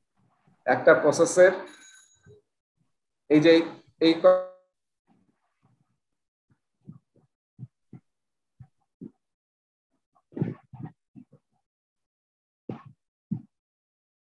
প্রসেসের থ্রুতে আমরা কিছু ডেলিভারি করে কমপ্লিট হওয়া পর্যন্ত, কাস্টমারের অর্ডার পাওয়ার থেকে কমপ্লিট করা পর্যন্ত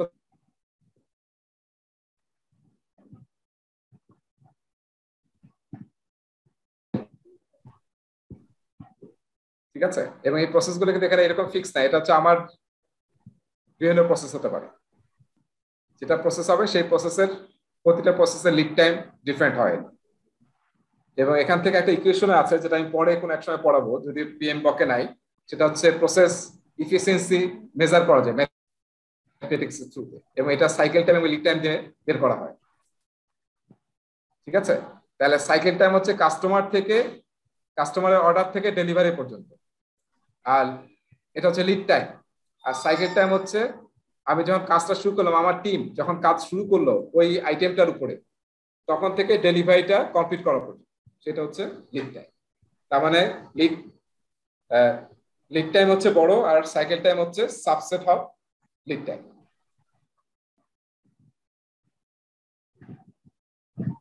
ঠিক আছে, আর থ্রুপুট মানে হচ্ছে যে আমরা একটা নির্দিষ্ট সময় কি পরিমাণ আইটেম ডেলিভারি দিতে পারবো, সেটা হচ্ছে থ্রুপুট, আমাদের প্রসেসের থ্রুপুট।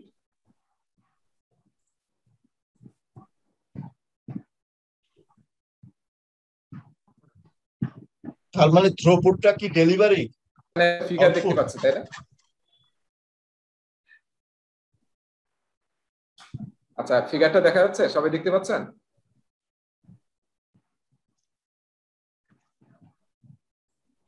জি ভাইয়া, দেখা যায়। আচ্ছা, আপনি একটু বলেন যে এখানে আমরা বাম সাইডে আছে বিইং অ্যাজাইল আর ডান সাইডে আছে ডুইং অ্যাজাইল, এবং একটা বর্ণনা দেওয়া আছে। Doing agile involves using agile practices without embracing the agile mindset. And being agile starts with internalizing the agile mindset, then using that understanding to select and implement the correct practices, এবং tailoring them to different situations as needed. তাইলে আমি যেটা আমার এখানে প্রশ্ন আছে সেটা হচ্ছে যে কোনটা আসলে ঠিক, কোনটা করা উচিত আমাদের, বিইং অ্যাজাইল নাকি ডুইং অ্যাজাইল? Being agile. প্রথমে আমাদেরকে বিইং অ্যাজাইল হতে হবে, তাই না? Right, correct way to implement agile আর ineffective way to implement agile. ঠিক আছে, শুধু মানে for the sake of agile আমরা শুধু অ্যাজাইল যদি করি তাহলে কিন্তু হবে না, আগে মাইন্ডসেটটা চেঞ্জ করতে হবে, ইন্টারনালাইজ করতে হবে। আচ্ছা, এই ফিগারটা কিন্তু ইয়াতে আছে আপনার ওই যে অ্যাজাইল প্র্যাকটিস গাইডের 3 নম্বর চ্যাপ্টারে আছে, এটা একটু দেখা দরকার। এটাকে আসলে বলা হয় STC complexity model, STC complexity model, যেটা ইউজ করে আমরা আসলে বলতে পারি দুইটা দেখেন ভেরিয়েবল আছে এক্স এবং Y axis, technical degree of uncertainty, একটা হচ্ছে রিকোয়ারমেন্টের আনসার্টেনিটি, চেঞ্জ বেশি আসবে কিনা, এবং আমরা যে কাজটা করতে যাচ্ছি সেটা টেকনিক্যাল ডিফিকাল্টি বা আনসার্টেনিটি কিরকম।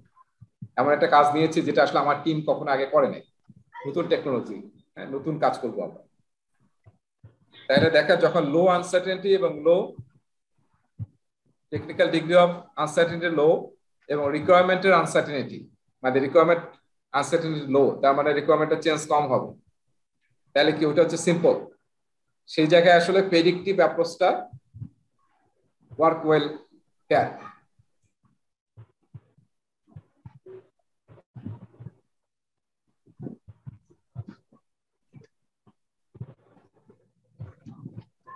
আনসার্টেনিটি অফ রিকোয়ারমেন্টস এবং টেকনিক্যাল চ্যালেঞ্জও কম। আর এরপরে যদি আমরা যাই, যখন আনসার্টেনিটি বাড়তে থাকবে এবং চেঞ্জটাও বাড়তে থাকবে, তখন আসলে দুইটা ডোমেইন আমরা দেখতেছি, একটা হচ্ছে কমপ্লিকেটেড, একটা হচ্ছে কমপ্লেক্স। এই দুইটা জায়গাতে আসলে অ্যাডাপটিভ অ্যাপ্রোচগুলো ভালো। অ্যাডাপটিভ মানে কি? অ্যাজাইল।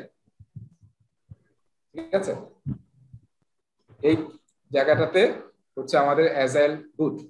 কিন্তু একদম টপে যেটা আমরা দেখতেছি, যেখানে আসলে হাই আনসার্টেনিটি এবং হাই চেঞ্জের আনসার্টেনিটি ভেরি হাই এবং টেকনিক্যাল ডিগ্রির আনসার্টেনিটি ভেরি হাই, সেই জায়গায় আসলে এটাকে বলা হয় ক্যাওয়াস। ক্যাওয়াস মানে কি? এখানে অ্যাডাপটিভও খাটানো যাচ্ছে না, দেখছেন? ফান্ডামেন্টালি রিস্কি, মানে লিনিয়ার তো হবেই না, অ্যাজাইল দিয়েও টাফ। তাহলে আমরা ক্যাওয়াস টাইপ যদি হয় তাহলে কিভাবে কাজটা করবো আমরা? কারো কোনো আইডিয়া আছে? ক্যাওয়াস টাইপের যদি কোনো প্রজেক্ট হয় যেখানে চেঞ্জও খুবই হাই ডিগ্রি আবার টেকনিক্যাল আনসার্টেনিটি ভেরি হাই, তাহলে কি করা উচিত? টেকনিক্যাল আনসার্টেনিটিটা একটু ক্লিয়ার করবেন, মানে টেকনিক্যাল আনসার্টেনিটি বলতে কি বোঝাই দিতে এক্স্যাক্টলি? যখনই আমরা এরকম নতুন কোনো কাজ করতে চাই তখন আসলে কি করা উচিত? স্লাইস করা উচিত, আসলে খুব ছোট ছোট ছোট অংশ করে করে করে পরীক্ষা নিরীক্ষা করে করে করা দরকার। তাহলে হয়তো আমরা একসময় আসলে মানে এক্সপেরিমেন্ট করে করে বের করতে পারবো যে আসলে কোনটা আমাদের জন্য বেস্ট হবে। তো এই ছবিটা একটু কিন্তু মনে রাখতে হবে যে যেখানে লো আনসার্টেনিটি টেকনিক্যাল এবং লো আনসার্টেনিটি রিকোয়ারমেন্টে সেখানে আমরা প্রেডিক্টিভ ইউজ করি, আর কমপ্লিকেটেড এবং কমপ্লেক্স সিচুয়েশনে আমরা অ্যাডাপটিভ ইউজ করি। আর যেটা একদম ক্যাওয়াস এখানে আসলে আমাদেরকে স্লাইস আকারে প্রোগ্রেস করতে হবে। আমরা অ্যাডাপটিভই ইউজ করব কিন্তু খুবই ছোট ছোট ইনক্রিমেন্টে করব আর কি। রেজা ভাই, টেকনিক্যাল আনসার্টেনিটিটা একটু বলবেন কি, মানে এখানে কি আমরা নতুন একটা মানে যদি আমি প্রোগ্রামিং ল্যাঙ্গুয়েজ বলি, নতুন একটা ল্যাঙ্গুয়েজে কাজ করতেছি, এটা ল্যাঙ্গুয়েজটা আমরা এখনো কেউ ইউজ করি না, পুরো টিম এখন ইউজ করে না, আমরা জানি না আসলে আমরা কত ভালো করতে পারবো। ওকে, লাস্টে আমরা চলে আসছি চ্যাপ্টারের। একটা প্রশ্ন আছে, 5টা প্রশ্ন আছে এখানে। হ্যাঁ, আমি একটু প্রশ্নগুলো অ্যান্সার চাচ্ছি আপনাদের কাছে, যে কেউ অ্যান্সার দিতে পারেন। Which of the following statements best describe the Agile Manifesto? Answer কি হবে? সি। হ্যাঁ, না রিয়াজ কি বললেন? C values. সি রাইট, ঠিক আছে, সি। ওকে, এবার what is the highest priority of an Agile team?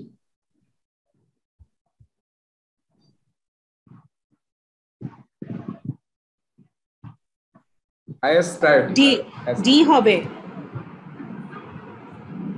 এটা সি হবে, ওয়েলকামিং চেঞ্জ হবে।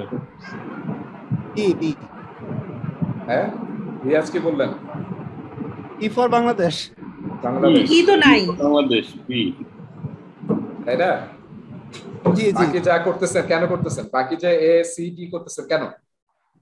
সবই স্যাটিসফাইং ফর কাস্টমার। হ্যাঁ, কাস্টমারকে স্যাটিসফাই করা এবং ভ্যালুয়েবলস ডেলিভারি। হ্যাঁ, ডেলিভারেবল জি, এটা তো মেইন ফোকাস। বাকি সবকিছু করতেছে ওইটার জন্য, কাস্টমারকে। আসলে কাস্টমার ইজ দ্য কিং, তাই না? আমরা বলি না, customer satisfaction is the main purpose of doing anything. এবার বলেন কি হবে?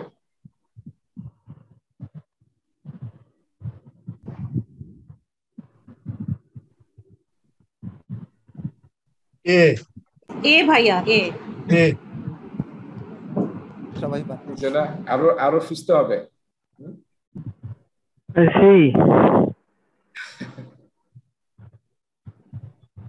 এখানে অ্যান্সার কি দেখেন তো? নট, না? নটটা কিন্তু খেয়াল রাখতে হবে। তাহলে অ্যান্সার কি হবে? সবাই কি বললেন? এ বলছি ভাইয়া, আমেরিকা। হ্যাঁ, it contains the final version of all features. এটা তো আর পসিবল না আসলে, তাই না? ওয়ার্কিং সফটওয়্যার আসলে আমরা প্রাইমারি মেজার অফ প্রোগ্রেস হয়, কিন্তু ওটাই যে একটা ফাইনাল ভার্সন হবে, এটা তো আসলে আলটিমেটলি লাস্ট ইনক্রিমেন্ট সবগুলো যোগ করে হওয়ার পরে হবে।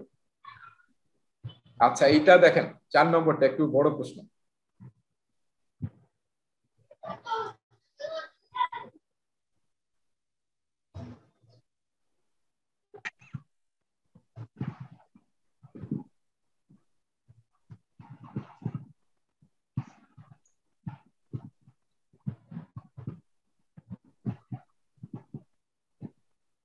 সবাই সিচুয়েশনটা পড়ছে?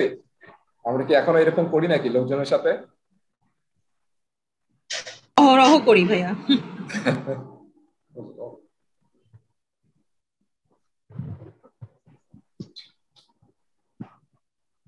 তাহলে অ্যান্সার কি হবে? কোন প্রিন্সিপাল এটা? হ্যাঁ, বাংলাদেশ না? Motivated team, give them the environment and support they need and trust them to get the job done. ভাই, সফটওয়্যার ইন্ডাস্ট্রিতে তো এখনো এরকম অ্যাপ্রোচ কেউ ফলো করে না, মানে 4 নম্বরে যেটা বলছে আর কি। হ্যাঁ, মানে কি রাগারাগি চিল্লাচিল্লি এটা এখন তো খুব একটা হয় না আর কি, দেখি না। আচ্ছা, এইটার সাথে একটা শব্দ মনে রাখেন, সেটাকে আমরা বলি হচ্ছে, হ্যাঁ এটা একটু মনে রাখেন, সেটাকে বলা হয় স্পাইক। স্পাইক তো বুঝি আমরা, তাই না? যে আমরা আঁকি না যে মানে ভোল্টেজ আপ ডাউন হয়, তারপরে স্পাইক হয়, হ্যাঁ আবার স্পাইক হয়, রাইট? আটের যে গ্রাফ দেখি আমরা, সে স্পাইক মানে হচ্ছে যে কোনো একটা মানে এক্সপেরিমেন্ট, কোনো একটা আইডিয়া বা কোনো একটা আর্কিটেকচার ঠিক আছে কিনা এইটা দেখার জন্য আমরা মাঝে মাঝে স্পাইক করি, মানে সবাই মিলে একটা টাইম নিয়ে চেষ্টা করি যে আসলে দেখার জন্য যে ওইটা আসলে আমাদের জন্য ফিট কিনা। এই এক্সপেরিমেন্টটাকে বলা হয় স্পাইক অ্যাজাইলে, ঠিক আছে? এবং অনেক সময় নতুন একটা আইডিয়া বা নতুন একটা আর্কিটেকচার ইউজ করার জন্য অনেক সময় একটা টাইম বক্স ফুল নেওয়া হয়, যে 2 সপ্তাহ আমরা কোনো কাজ করবো না, শুধু স্পাইক করবো, সবাই মিলে দেখবো পরীক্ষা নিরীক্ষা করে যে এটা আমাদের জন্য বেস্ট ফিট কিনা। এটা যদি ফিট হয় তাহলে আমরা নেক্সট টাইম বক্স থেকে ওটা নিয়ে আমরা ডেলিভারি তৈরি করি। এখানে কোনো ডেলিভারি তৈরি হবে না, জাস্ট উইল এক্সপেরিমেন্ট। এখন এটাকে আরো ইন্টারেস্ট করা হয় এন্ড এক্সপ্লোর, এটাকে বলা হয় স্পাইক। একটু মনে রাখেন, এটা কিন্তু আছে আমাদের আলোচনায়, সামনে আসবে। লাস্টের প্রশ্নটা সিম্পলিসিটি।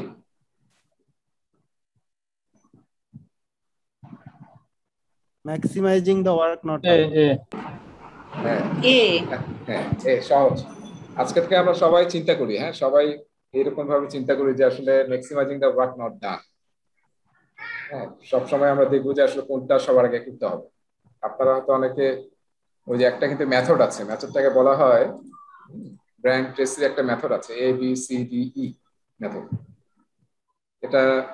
এটা মানে কি, মানে হচ্ছে যে আপনি ধরেন সারাদিনে চিন্তা করছেন, আজকে সকালে আমরা সবাই জানি যে মানে পার্সোনাল ম্যানেজমেন্টের জন্য, টাইম ম্যানেজমেন্টের জন্য মানে সবাই বলে যে আপনি অফিসে যাওয়ার পরে 5 মিনিট সময় নেন, 5 থেকে 10 মিনিট সময় নেন দান করার জন্য, একটা কাগজে লেখেন, ঠিক আছে? একদম সাদা মানে কাগজ কলমেই লেখেন, ডায়েরিতে। যদিও মোবাইল অ্যাপে লেখা যায়, নানান জায়গায় লেখা যায়, কিন্তু কাগজ কলমে বেস্ট। সেখানে লেখেন যে আমার আজকে 1টা 2টা 3টা 4টা সব লিস্ট করলেন, যত কাজ আছে আপনার 5 6 7 8 এইভাবে 10টা 12টা কাজ আছে। এটা আগে লিস্ট ডাউন করে ফেলেন যে আজকে আমার সারাদিন কি কাজ।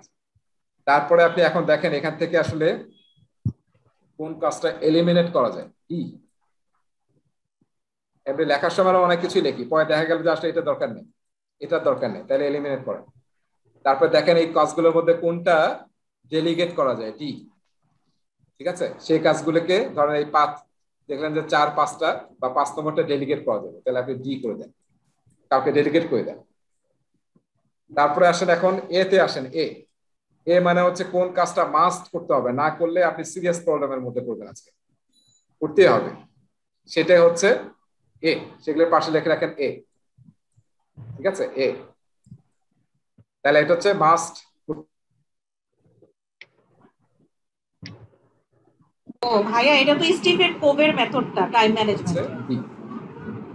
আর সি মানে হচ্ছে উড মানে হচ্ছে যদি সময় থাকে তাহলে আপনি করবেন, তাহলে এটা আপনি বললেন 6 নম্বরটা ধরেন সি বললেন, ঠিক আছে?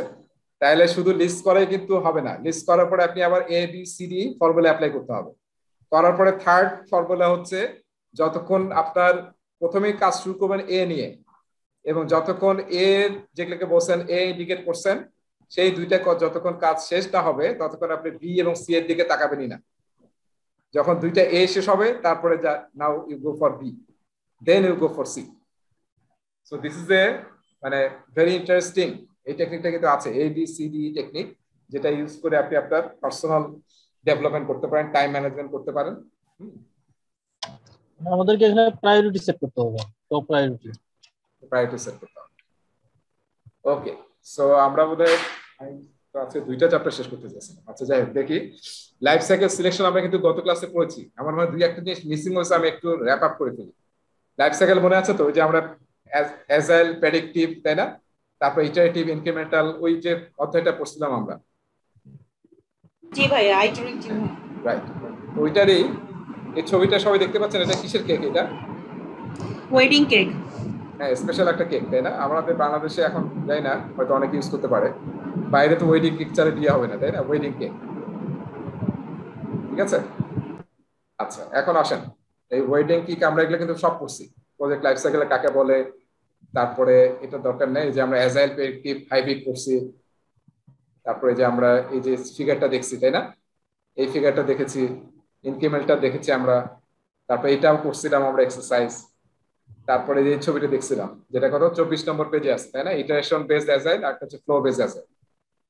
তারপর আমরা এই টেবিলটা খুবই ভালো মতো আলোচনা করছিলাম, সবার মনে আছে না? জি হ্যাঁ, আমি জাস্ট ইয়া করতেছি। তাহলে আমরা যদি একটু দেখি ডেভেলপমেন্ট অ্যাপ্রোচ বা লাইফ সাইকেল যেটা, তাহলে প্রেডিক্টিভ, মাঝখানে হচ্ছে হাইব্রিড, লাস্ট হচ্ছে অ্যাডাপটিভ। এবং দেখেন ইনক্রিজিংলি ইটারেটিভ এবং ইনক্রিমেন্টাল হচ্ছে যত আমি লেফট থেকে রাইটে যাচ্ছি। এই ফিগারটা নাও হয়েছে PMBOK 7 এডিশন থেকে। হ্যাঁ, আচ্ছা এই ফিগারটা দেখবেন যে চ্যাপ্টার নম্বর 3 তে আছে। এটা একটা আমাদের বোঝা দরকার, degree of change, frequency of delivery.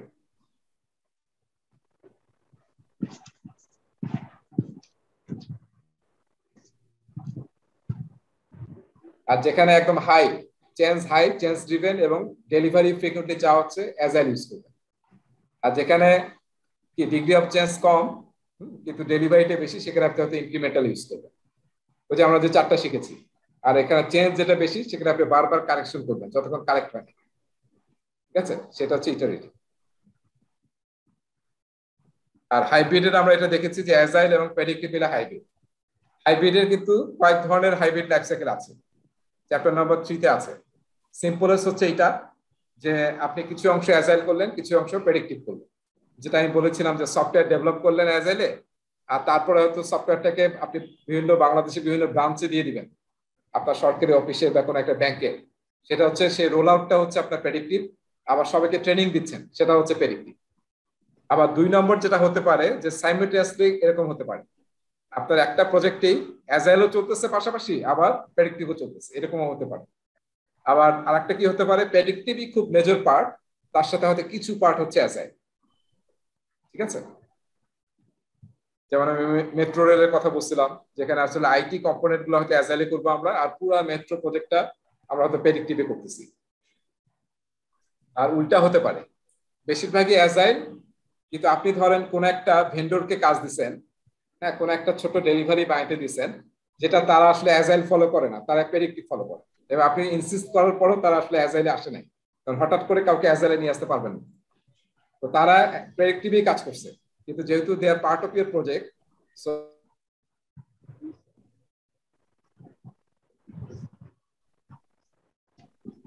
কিন্তু আলোচনা আছে কিন্তু যে largely predictive approach with agile component.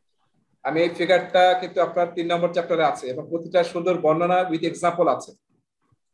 প্রতিটা থেকে একটা করে প্রশ্ন পরীক্ষা আসবে। ঠিক আছে, সিচুয়েশন দিয়ে বলবে যে এটা কি কম্বাইন্ড অ্যাজাইল, হ্যাঁ, সাইমultaneously হচ্ছে, নাকি এটা largely predictive with small agile component, নাকি largely agile component agile approach with a small predictive component. এই প্রতিটা থেকে you may get 1 question.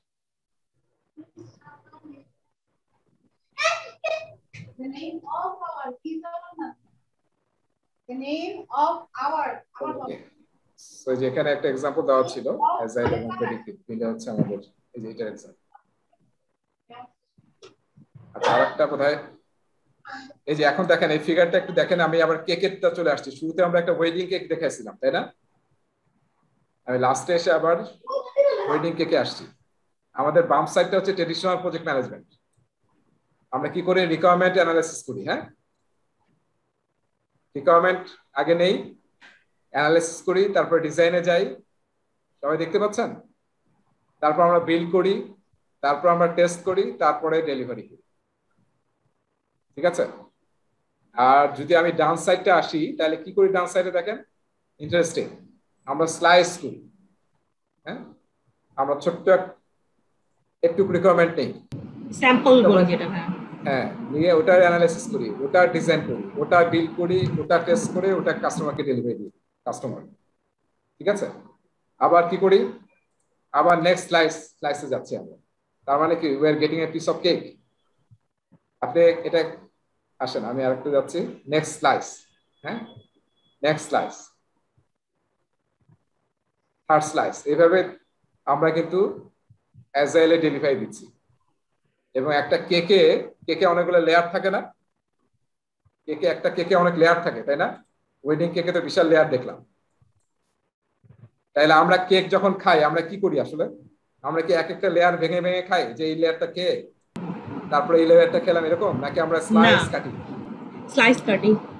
Slice কাটলে যদি আপনি খান তাহলে কি ইউ উইল ফিল ইয়াম্মি, কিন্তু যদি এক একটা এইভাবে খান আপনাকে তো ওরকম স্বাদ লাগবে না, এবং আসল কেকের স্বাদটাই নষ্ট হয়ে যাবে। ঠিক আছে, সো বুঝতে পারছি আমরা দুইটা অ্যাপ্রোচের মধ্যে ওয়েডিং কেকের সাথে কি রিলেশন।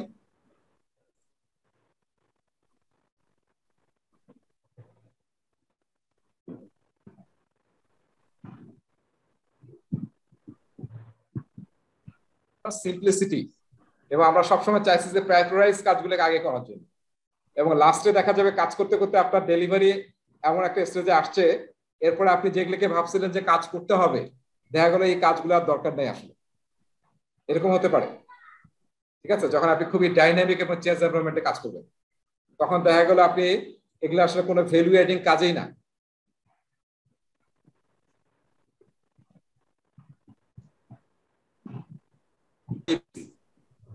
ঠিক আছে, এটা অ্যানালাইসিস করছি, এটা প্ল্যান করছি, সবকিছু করছি,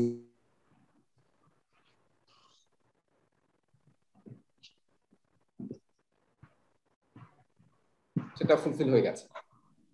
সো এটা কিন্তু আরেকটা ইনসাইট আর কি, এজাইল ইউজ করে।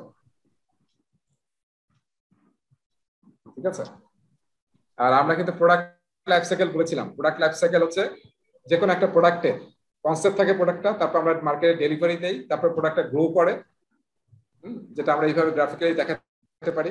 টাইমের সাথে যদি প্রোডাক্টের লাইফ সাইকেল দেখাই, তাহলে এইভাবে গ্রো করতে থাকে, পরে আবার একটা সময় গিয়ে এক্সপায়ার হয়ে যায়, রিটায়ারমেন্টে যায়, ম্যাচুরিটিতে পৌঁছে, তাই না? এখানে গ্রোথ, একটা গ্রোথ হয়।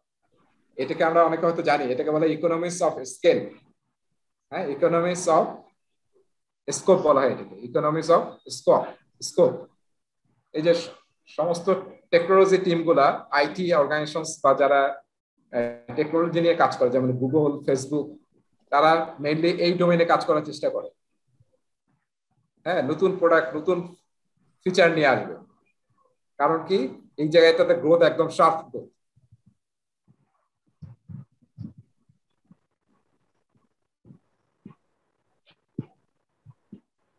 সবাই কি এখন গিয়ে দেখছেন? সবাই কি টিকটক করেন নাকি না টিকটক দেখেন?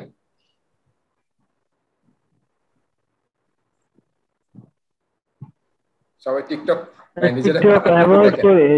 টিকটক অ্যাভয়েড করি অ্যাকচুয়ালি, অ্যাভয়েড করে, রাইট। ইউটিউবে দেখছেন, এখন ইউটিউবের একটা কম্পিটিটিভ আসছে, কি আসছে ওটা কারো জানা আছে? ইউটিউবে একটা ফিচার, শর্ট ভিডিও, শর্টস। হ্যাঁ, নাম হচ্ছে শর্টস। এখন শর্টস আসলে আমার নিজেরও খুব বিরক্ত লাগতেছে, মানে এখন মানুষ আসলে ভিডিও না দেখে খালি শর্টস খালি আপ ডাউন করতেছে। হ্যাঁ, they are only looking after looking at or exploring shorts, এর কোনো কন্ট্রোল নাই, কোনো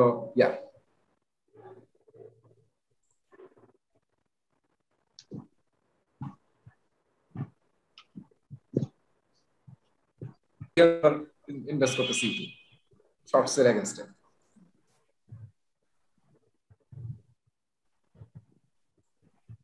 আচ্ছা, আমরা জাস্ট ক্লাসের শেষের দিকে চলে আসছি।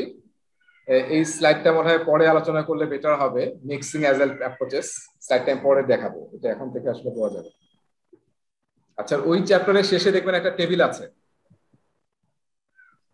হ্যাঁ, project factors that influence tailoring. সবার কি টেইলরিং মনে আছে? টেইলরিং মনে আছে তো? কাগজ মানে কাপড় কাটা আর কি। জি ভাইয়া, বলছিলেন যে সাইজ সবকিছু টুলস একই থাকলেও বাট মেজারমেন্টের কারণে ডিফারেন্ট হয়। হ্যাঁ, সেখানে কিন্তু দেখেন এই প্রতিটা এই টেবিলগুলো, এখানে একটা টেবিল আছে দেখেন। হ্যাঁ, সেম একটা টেবিল, এর চেয়ে বড় একটা টেবিল আছে অ্যাপেন্ডিক্স X2 তে। এই দুইটা আপনাকে একই সাথে পড়তে হবে। দুইটা আসলে রিলেটেড টু দিস, যে আপনি আসলে যে অ্যাজাইল, হাইব্রিড, তারপরে ইটারেটিভ ইনক্রিমেন্টাল বলতেছেন, মানে কোন সিচুয়েশনে আপনি কি ধরনের টেইলরিং করবেন। যেমন একটা এক্সাম্পল এখানে আমি একটু বলি যাতে আপনারা নিজেরা, এটা আপনাকে নিজেদের করতে হবে।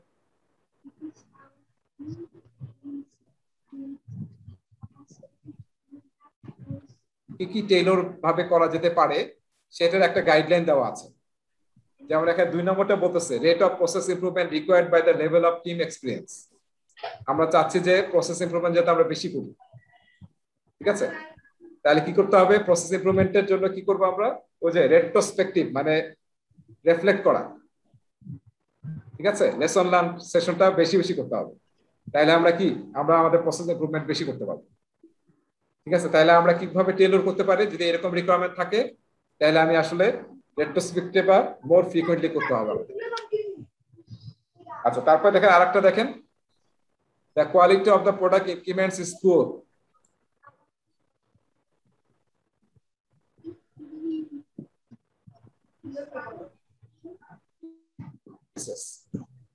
এটা আসলে আরেকটা আবার বিষয় আসলো, টিডিডি বলা হয়, টেস্ট ড্রিভেন ডেভেলপমেন্ট।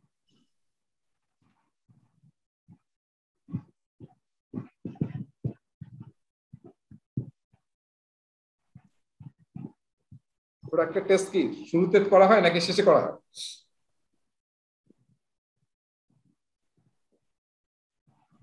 শেষে। হ্যাঁ, আমরা নরমালি টেস্ট কি করি, শেষে করি, তাই না? এবং এখানে কিন্তু অ্যাজাইলের একটা কনসেপ্ট আছে, সেটাকে বলা হয় test first development, TFD, test first development. তার মানে আপনি ডেভেলপ করার বা কোডিং করার আগে আপনি টেস্ট লিখবেন, টেস্ট কেস লিখবেন, তারপরে কোডিং করবেন। ঠিক আছে? নরমাল যদি আমরা বলি, নরমাল প্রোডাক্টে যেটা আসলে সফটওয়্যার না, তাহলে আসলে আপনি কিভাবে যে প্রোডাক্টটা বানাচ্ছেন এবং কাস্টমারকে ডেলিভারি দিবেন, কাস্টমার ডেলিভারি নেবে, তার জন্য কি কি অ্যাকসেপ্টেন্স ক্রাইটেরিয়া আছে সেটা আগে আইডেন্টিফাই করবেন। এবং যখন প্রোডাক্ট বানাবেন তখন মাথায় রাখতে হবে যে এই প্রতিটা অ্যাকসেপ্টেন্স ক্রাইটেরিয়া যাতে মিট করে, যদি সেটা টেস্ট করাবেন শেষে, কিন্তু আপনি অ্যাকসেপ্টেন্স ক্রাইটেরিয়া তৈরি করবেন আগে। সেটাকে বলা হয় আসলে টেস্ট ড্রিভেন ডেভেলপমেন্ট। ঠিক আছে? আপনারা যদি দেখেন যে প্রতিটা ইনক্রিমেন্টে পুয়ার ডেভেলপমেন্ট হচ্ছে, ইনক্রিমেন্ট তৈরি হচ্ছে, তাহলে আপনি কি করবেন, আগেই টেস্ট কেস লিখবেন, অ্যাকসেপ্টেন্স ক্রাইটেরিয়া লিখবেন, তারপর ওটাকে স্যাটিসফাই করে করে আপনি ডেভেলপমেন্ট করবেন, তাহলে আপনার ভুল কম হবে। ঠিক আছে? তো কাইন্ডলি এটা আপনারা একটু পড়ে নেবেন, এর সাথে অ্যাপেন্ডিক্স X2, এটাতে দেখবেন আরো বড় একটা টেবিল আছে, এই দুইটা আপনাদেরকে পড়তে হবে। কারণ প্রতিটা রো থেকে you can get one question in the exam. ঠিক আছে? ডাইরেক্টলি কোনো কোশ্চেন পরীক্ষা কিন্তু আসবে না, সিচুয়েশন দিবে। ওইটা তো পেলাম না বইতে। হ্যাঁ, টেবিল তো বইতে পাচ্ছি না। আচ্ছা, বই আছে, অ্যাজাইল প্র্যাকটিস গাইড। ভাইয়া 119 নাম্বার পেজে আছে। হ্যাঁ, 119 নাম্বার পেজে আছে। 119 নাম্বার পেজ। জি। হ্যাঁ, আমি যে টেবিলটা দেখালাম এটা চ্যাপ্টার নাম্বার 4 এর লাস্টে আছে। আমি আপনাদের স্লাইড দিয়ে দেব, যে পেজ নাম্বার 32 তে আছে আমি যে টেবিলটা এখন দেখালাম। আর অ্যাপেন্ডিক্স X2 কোথায় আছে? ইস্তাদ বললেন কত পেজে? 119 ভাইয়া। 119 নম্বর পেজে আছে। ঠিক আছে? এই দুইটা টেবিল একসাথে পড়তে হবে, দুইটাই আসলে টেইলরিং নিয়ে। ঠিক আছে? আজকে তাহলে চ্যাপ্টার কি 2 3 4 কভার করলাম? না, পড়ে যাইনি আমরা শুধু জাস্ট 2 এবং 3 কভার করলাম। 2 3 যদি আমরা আগে পড়ছিলাম, আজকে আরেকটু বাকি ছিল, ওটা আমরা একটু কভার করলাম। সো আমরা 2 3 শেষ করছি। আগামী ক্লাসে আসলে আমরা 4 5 শেষ করে মোটামুটি অ্যাজাইল শেষ করব আগামী ক্লাসে। সো আজকের জন্য ক্লাস শেষ। সবার কি অবস্থা? আমার মনে হয় অনেকে অনেক প্রশ্ন ছিল মনে হচ্ছে ক্লাসের মধ্যে, মনে হলো আমার কাছে। তবে লাস্টে যেটা পড়ালেন টেবিলটা, এটার ভিতরে অনেক কিছু ছিল আসলে, খুব তাড়াতাড়ি চলে গেছেন, ধরতে ধরতে মাথার উপর দিয়ে চলে গেছে। কোনটা? টেইলরিং? হ্যাঁ, লাস্টের যে স্লাইডটা দেখালেন ওটার উপরে। হ্যাঁ, ওটা আসলে ওটা আমি একটা দুটো এক্সাম্পল দেখালাম আর কি। এটা আসলে নিজেদের পড়াই বেটার আর কি। এক্স্যাক্টলি। তারপর যদি কোনো প্রশ্ন থাকে, যেমন কোনো একটা রো পড়ার পরে মনে হচ্ছে যে আমি বুঝতে পারলাম না, তাহলে আমরা সেটা নেক্সট ক্লাসের শুরুতে আলোচনা করতে পারি। তো আপনার মনে হয় একটা অ্যাসাইনমেন্ট থাক সবার জন্য, সেটা হচ্ছে যে এই টেবিলটা যেটা আমরা দেখলাম পেজ নাম্বার 32, একটা হচ্ছে পেজ নাম্বার 119, এই দুইটা টেবিল আমরা পড়বো। পরে যদি কোনো কোশ্চেন থাকে নেক্সট ক্লাসে আমরা প্রথম 5-10 minutes will discuss on that. ঠিক আছে? আর এই স্লাইডটা আপনাদের দিয়ে দেব, সমস্যা নাই। হ্যালো, হ্যাঁ রাজা ভাই। হ্যাঁ, বলো। অ্যাজাইলের শুরুটা কখন থেকে? মানে সাল চিন্তা করতেছেন? জি জি জি 2001। তো আমরা যেটা দেখলাম অ্যাজাইলের ভিতরে স্ক্রাম আছে। হ্যাঁ, স্ক্রাম নিয়ে আমি এখন আলোচনা করি নাই, নেক্সট ক্লাসে আলোচনা করব 5 নম্বর চ্যাপ্টার যখন পড়াবো। 4 এবং 5 ভিতরে বেশ কয়েকটা মেথড আছে। হ্যাঁ, এই মেথডগুলো মিলেই অ্যাজাইল। না, অ্যাজাইল হচ্ছে শুধু এই 4টা ভ্যালুস 12টা প্রিন্সিপাল, আর অ্যাজাইল বলতে কিছু নাই। এইটাকে ইউজ করে বিভিন্ন ফ্রেমওয়ার্ক তৈরি হচ্ছে, মেথড তৈরি হচ্ছে, বা প্র্যাকটিস তৈরি হচ্ছে। সেগুলো হচ্ছে স্ক্রাম, তারপরে এক্সপি, কানবান, ঠিক আছে, স্কামবান, ডিএসডিএম, এরকম। বুঝতে পারছেন ইমরুল? এই জিনিসটা আমাকে একটু ক্লিয়ার করেন, মানে অ্যাজাইল যখন ছিল না তখন আমরা মানে কোন কোন মেথড গুলো আমরা মেইনলি ইউজ করতাম প্রেডিক্টিভ ওয়াটারফল, যেটা পড়ে আসতেছি অনেক আগে থেকে পড়ে আসতেছি, মানে step by step sequentially predictive use করতাম। আর অ্যাজাইলের যে কোর ভ্যালু, চারটা যে কোর ভ্যালু, সেই ভ্যালু থেকেই কি স্ক্রাম বা ক্যানবান এগুলো আসছে নাকি? হ্যাঁ, মানে এই কয়েকটাকে ইউজ করে, এই প্রিন্সিপাল এবং ভ্যালু গুলোকে ইউজ করে এই মেথড গুলো আসছে। সবাই এটাকে ইউজ করছে, এটার বাইরে কেউ যায় না, এটাকে সবাই ইউজ করছে। অনেকভাবে এক্সপান্ড হচ্ছে। ভ্যালু এবং প্রিন্সিপালের সুবিধা হচ্ছে আপনি ইচ্ছা মতো এটাকে এক্সপান্ড করতে পারেন। আমরা যখন স্কাম আলোচনা করব তখন দেখবেন যে কিভাবে স্কাম এগুলোকে অ্যাপ্লাই করছে এই ভ্যালুজ এবং প্রিন্সিপাল গুলোকে। মানে সবাই এই ভ্যালু এবং প্রিন্সিপালটা হচ্ছে আসলে আমাদের কি ফাউন্ডেশন, ঠিক আছে, বাইডিং এবং ফাউন্ডেশন, এর উপর বেস করে বাকি সবাই কাজ তাদের নিজস্ব ফ্রেমওয়ার্ক তৈরি করছে।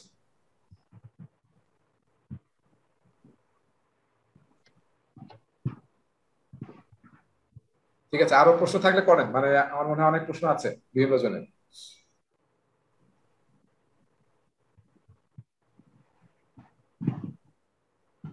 আর আমি যতটুকু পড়ালাম মানে খুবই সামান্য পড়াচ্ছি আসলে, আজকে বেশি আলোচনা করতে গিয়ে সময় ইয়ে হয়েছে। আপনারা একটু দেখে নিবেন।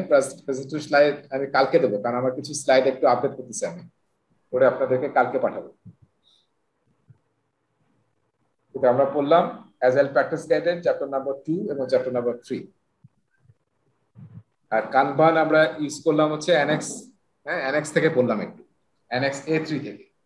কানবান, এক্সপি, স্ক্রাম এগুলো আমি পড়াবো হচ্ছে annexe A3, mainly annexe A3 থেকে পড়াবো। আর কানবান মেথড নিয়ে দেখবেন অ্যানেক্স A3 তে বিশাল আলোচনা আছে কানবান থেকে। আমি মোটামুটি সবাই আলোচনা করছি, ক্লাসে আলোচনা করছি, আপনারা একটু দেখে নিলে বুঝতে পারবেন।